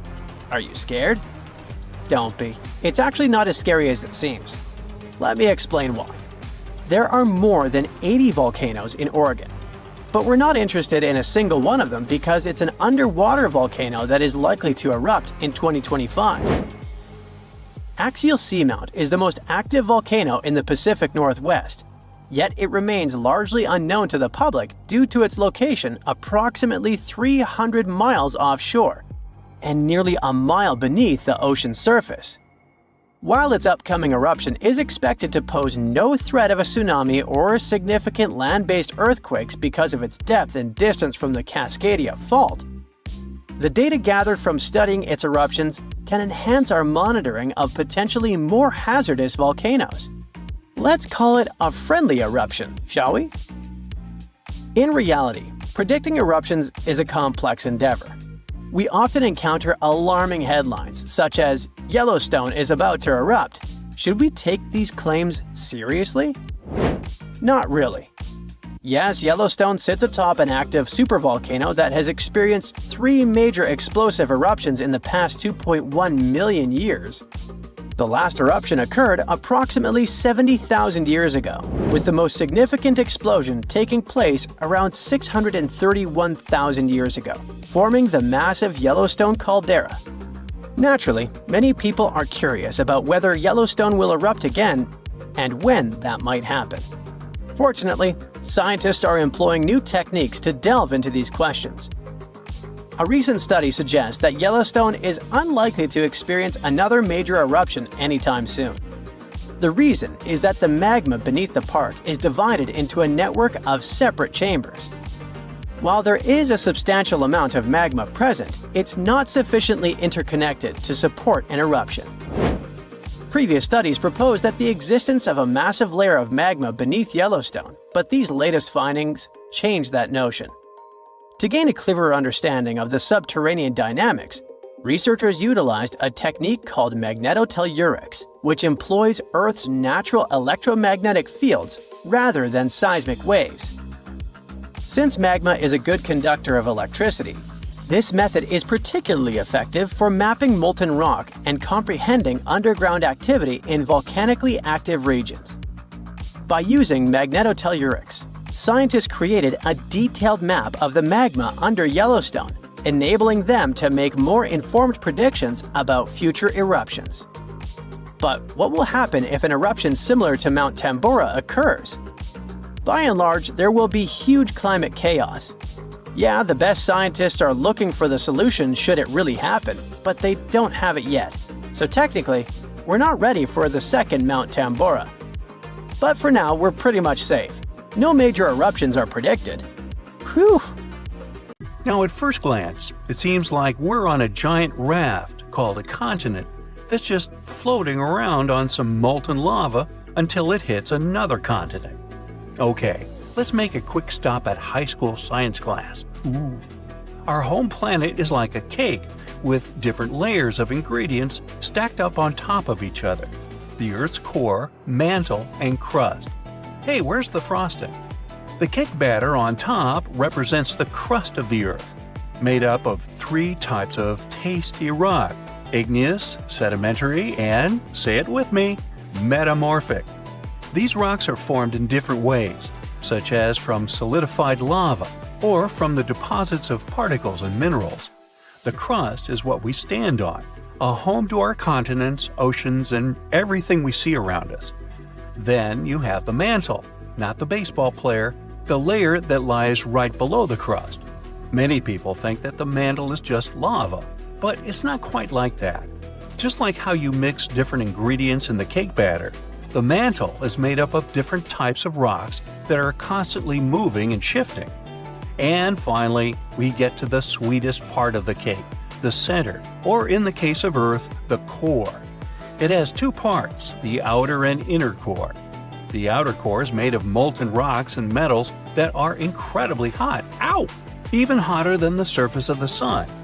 The inner core is solid, even though temperatures there are crazy. It doesn't turn into liquid because the pressure down there is amazingly strong. When you see all this, you can easily think that below us there are endless miles of lava and hot rocks. So, how come tectonic plates move at all? The continents don't float on a sea of molten rock. The oceanic and continental crusts really sit on a mantle. Sure, there's a layer of liquid rock in our planet, the outer core, around 1,800 miles below the surface, but it's separated from the surface by the mantle that's thick and solid. So, the Earth's tectonic plates move around because they're on a thick layer of solid rock, the upper mantle. Basically, this rock is under incredible pressure and heat, which makes it flow in slow motion over time. Think of it like honey or syrup that you pour over your cake layers. As you move the cake around, the honey or syrup will also move and flow. Similarly, the upper mantle can flow and drag the parts above it along, just way slower than honey. And the rock is both breakable and flexible. It can crack and break like a cookie, now I'm getting hungry, but it can also stretch and bend like a piece of taffy. When the plates get caught on each other, they can't move anymore. But when they break free, they start drifting again, like puzzle pieces shifting around until they find their perfect fit. Extremely high temperatures and pressure are the reason this flow happens. It's like a big pot of soup on the stove. As the soup heats up, it starts to move around, carrying heat from one spot to another. Is it lunchtime? And speaking of lava, it's not just molten rocks that travel all the way up from the outer core to volcanoes. When tectonic plates come together and one slides underneath the other, they create a lot of heat and pressure while grinding against each other. It's like rubbing your hands together fast and they start to get hot, or when you start a fire with rocks. And as the melted rock, or magma, rises to the surface, it can create volcanoes. Now, long ago, the Earth's land was not divided into continents as it is today. Instead, there was one giant landmass known as Pangaea, meaning all Earth in Greek. Whoa! Imagine being stuck in the middle of this giant ocean. So, over time, this supercontinent slowly broke apart. Its parts drifted away from each other and formed the separate lands we call continents. This idea first popped out in the 16th century when one cartographer realized the coastlines of Africa, America, and Europe appear like they could fit together like puzzle pieces. Later, researchers realized the rock composition of their coastlines was similar, which means they used to be part of one giant mass, and they call that the theory of continental drift. At first, people were pretty skeptical about that idea because they didn't know how such massive lands could move around. Now, we'd all be able to explain that part, right? So, the Earth's crust is divided into a couple of large plates and many smaller ones. All of them are still moving, even though it's in slow motion. We can't sense it, and we won't see any particular changes during our lifetime. It's a process that lasts hundreds of millions of years. As the plates move, they interact with one another in fascinating ways. For example, when two plates collide, one may be forced beneath the other, which would help create a subduction zone. Over time, this is the way you get many cool things like volcanic islands, trenches, and even entire mountain ranges. Plates apparently started moving around 3.5 billion years ago. It took them a while to group into the first jigsaw supercontinent we know about called Ur. Today, its remains make up parts of Madagascar, India, and Australia. Pangaea formed 335 million years ago, but it probably won't be the last continent that will form. So, some new generations in the distant future could live on something called the next Pangaea. When the oceanic crust of the Atlantic Ocean slowly takes its place under the continental crust, the oceanic basin of the Atlantic is going to close, which is why the continents will end up pulled together. This means the Americas will meet Africa, and Eurasia will be flipped on its side. So, people might live on a giant landmass in the shape of a ring, clustered around the inner sea, or at least what's left of it. Or maybe continents will take another direction and make up a different jigsaw puzzle called Amasia. In this scenario, the Americans will drift westward, fuse with Australia, and pivot to around Siberia. And then there's more. Novo Pangaea is the option where the Americas swing together to embrace Antarctica and Australia, and Africa legs off to the northwest. Basically, all continents here get together to form a giant landmass that stretches from one pole to the other. Ready for one more? Nah, come on. A recent projection called Eureka gives an idea similar to Novo Pangaea. It's just that all continents here unite to become one gigantic land that clusters around the equator. Maybe this would be my favorite one to live at, with the sunny weather and the beach all the time. And who knows what kind of magnificent trenches, mountains, islands, and other geological beauties we'd get with this giant supercontinent. Pangaea broke up about 175 million years ago. As the Atlantic and Indian Oceans began to widen towards the east, the Ring of Fire was formed. It's a path that goes along the Pacific Ocean with so many frequent earthquakes and active volcanoes. This way, Eurasia was unable to cross this border and continue moving westward. And now Eurasia could move laterally along the Ring of Fire. The subduction zones kind of act like a barrier that forces the tectonic plates to move in different directions. So Eurasia could eventually collide with the Americas and form something similar to Amasia. It would be cool to sit there, grab the popcorn, and watch it from the side. But this is something that won't happen for the next 50 million years at least. I'm willing to bet I probably won't be here to see it.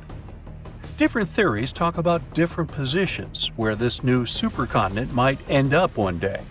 But it seems it will probably be somewhere in the polar area, centered on what we today recognize as the Arctic Ocean. Not my cup of tea. Bring me back the sunny one. Wait, scratch that. Let's go eat.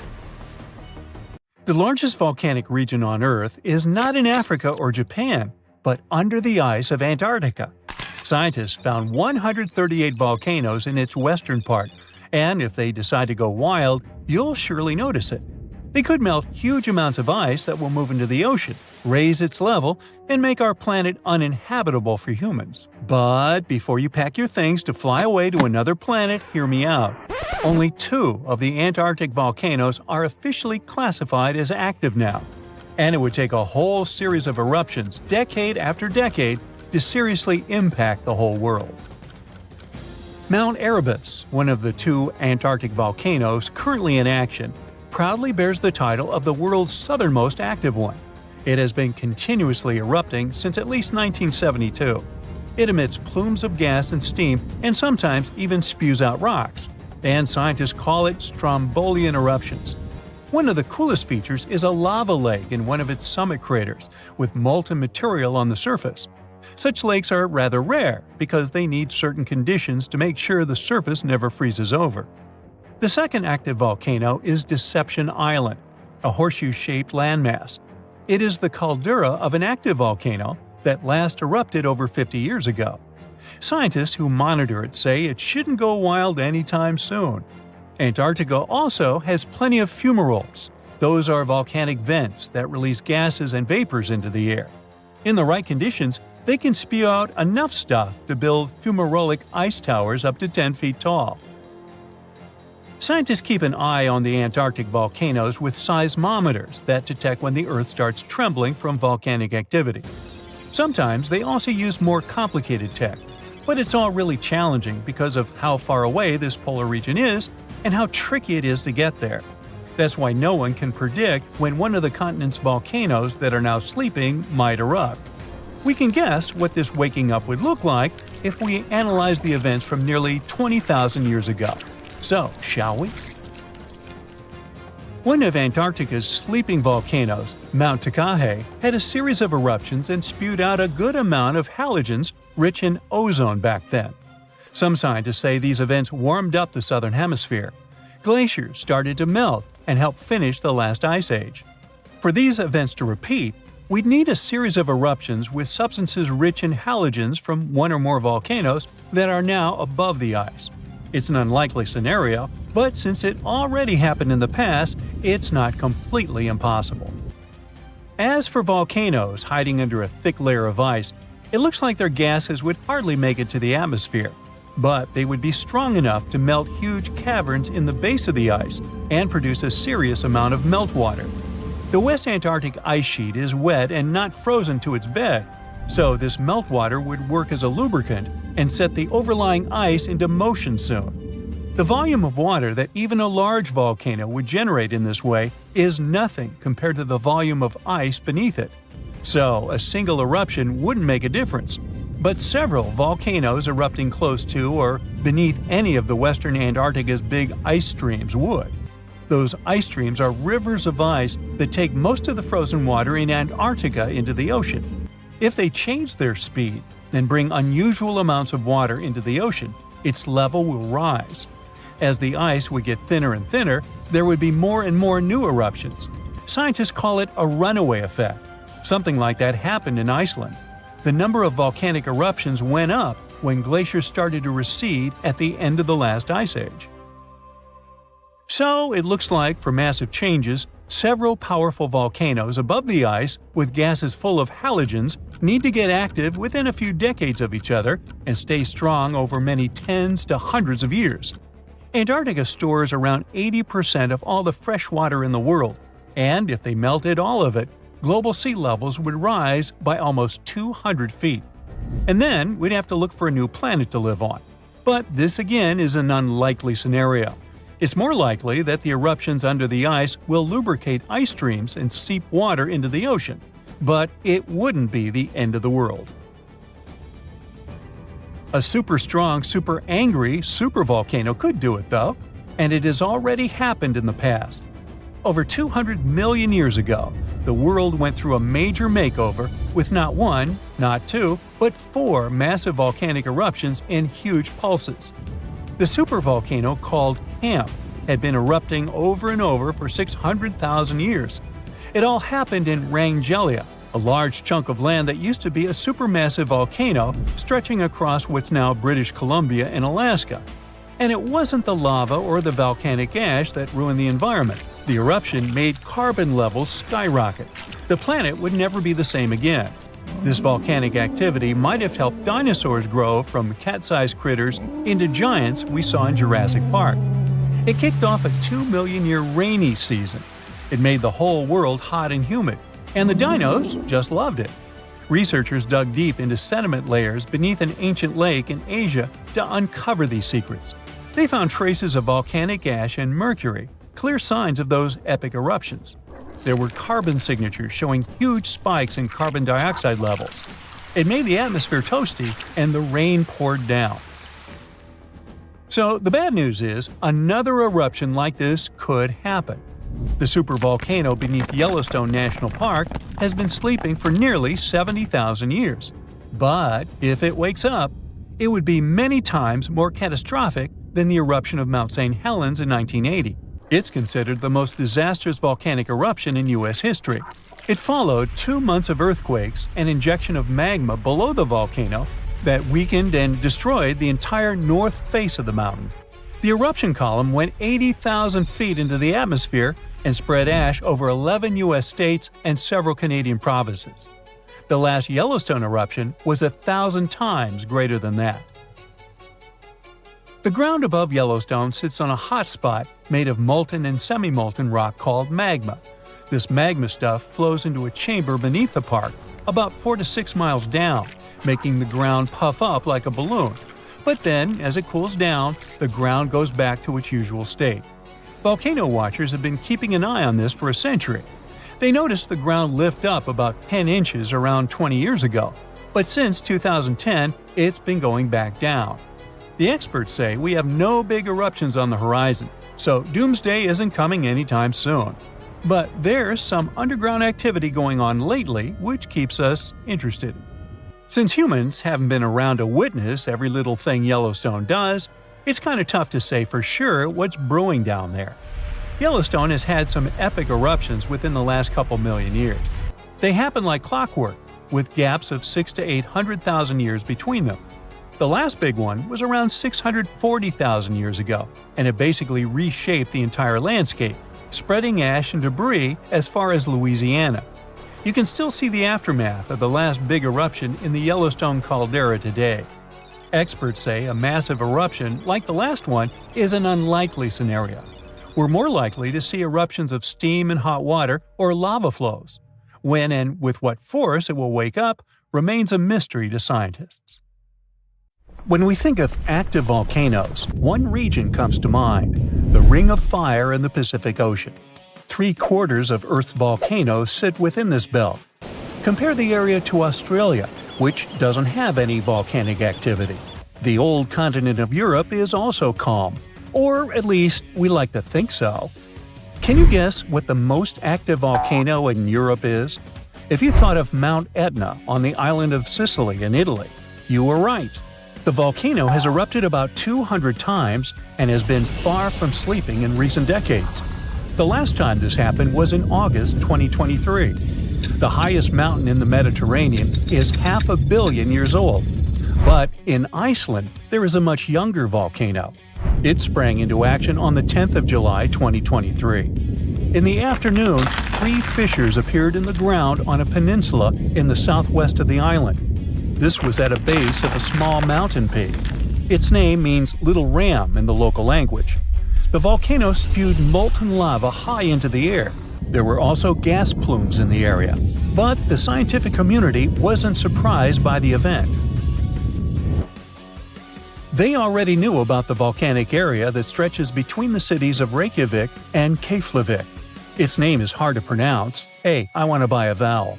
It had already erupted during the previous 2 summers. This activity came after 8 centuries of dormancy. In the days leading up to the latest eruption, seismologists, the scientists who study earthquakes, recorded over 12,000 tremors. When the ground opened up in July, the fissures were over 1.5 miles long. The following morning, 2 of them closed. All the lava was now coming out of the last fissure. It grew into an elongated cone, the simplest shape of volcano we are all familiar with. The lava soon filled a large crater. It grew almost 100 feet tall during the first week, and it is still growing. On the night when the eruption started, lava spread out in all directions. Its cinders set ablaze the dry moss in the vicinity. Local authorities closed off the surrounding area. There were toxic gases from the volcanoes and smoke from the burning moss. Firefighters flocked to the area. After a week, they proclaimed the area safe. Visitors soon came to witness the birth of Europe's youngest volcano. This form of tourism is quite developed in Iceland. People come from all over the world to watch active volcanoes. The land of fire and ice is home to more than 130 volcanoes. Some 30 of them are active. Now, I know what you're thinking right now. Is volcano tourism safe? In Iceland, it is.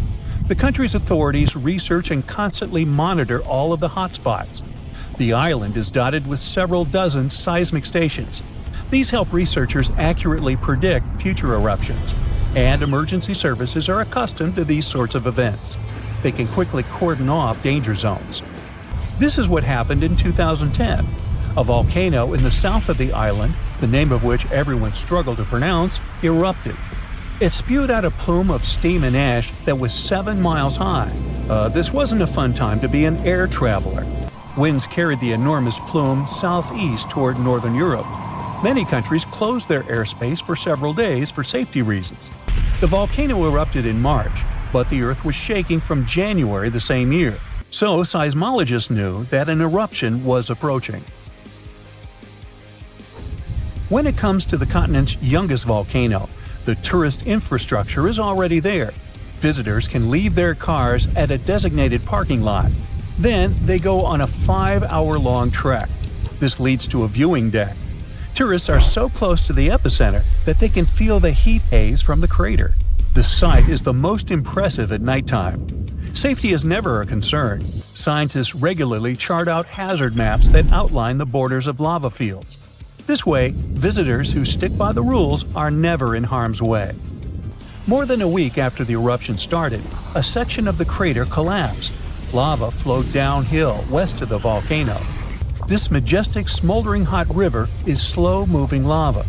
Scientists categorize it as an AA type. The term is Hawaiian. It describes basaltic lava that has a rough and brittle surface. The flow is composed of broken lava blocks that are called clinkers. They fall off as the substance flows. This reveals red-hot areas. The cooler sections of lava are gray and black in color. When it moves forward, it produces a distinctive sound like shattering glass. Nearly a month after the eruption of the new volcano, we got aerial footage of an interesting phenomenon. A tornado formed directly over the lava flow.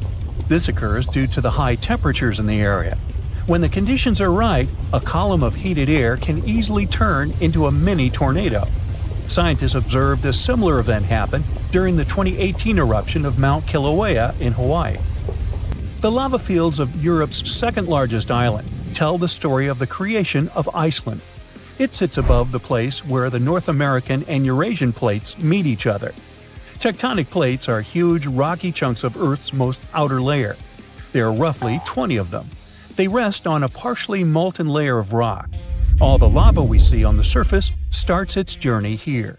You could say that these plates float on molten rock. Their boundaries are unstable, so when two plates grind past each other, they release tremendous amounts of energy. The formation of volcanoes is one result. These are places where the molten rock travels upward to the surface. Iceland began to form some 60 million years ago. The tectonic plates under the ocean drifted apart. Enough lava piled up on the surface to create solid ground. This ancient rock is under the waves today. As new lava reaches the surface and cools down, it pushes the old rock away from the center of the island. That's why the oldest parts of Iceland aren't 60, but only 16 million years old. The country's active lava fields are young in geological terms. Some of them are under 1,000 years old. Scientists consider the island a hot spot for volcanoes, pun intended. Nearly a third of the basaltic lava that reaches the Earth's surface in recorded history came from Icelandic eruptions. Fissure swarms, like the ones before the 2023 eruption, cover 30% of the Nordic country. For this reason, only a quarter of the island is inhabited. Norse Vikings were the first people to settle in Iceland at the beginning of the 10th century. Nature threw them a loud welcoming party. Just a few years after their arrival, they witnessed one of the greatest volcanic eruptions in history. Vikings came from a region without volcanoes, so they had no clue as to what was going on. Today, Icelanders are used to such events. This is good because their homeland is entering a new era of volcanic activity. Volcanologists suspect that recent events are an introduction to decades of more frequent eruptions. The peninsula that is home to Earth's youngest volcano is just 17 miles southwest of Iceland's capital city. It's been dormant for a long time. Present-day eruptions there are a reminder that the natural processes that created Iceland are still ongoing. Recently, scientists discovered that there's a historical link between volcanic eruptions in the north of Europe and glaciers. Our planet went through at least 5 major ice ages. These were exceptionally lengthy periods when the average temperature on Earth dropped. The result was the expansion of ice sheets across northern Europe and North America. The last ice age ended some 10,000 years ago. Researchers are still trying to fully understand how these glacial periods affected volcanic activity. They suspect that the sheer weight of all that ice disrupts the flow of magma underground. When glaciers retreat, the pressure is lifted. This makes it easier for lava to flow upward to the surface where it bursts.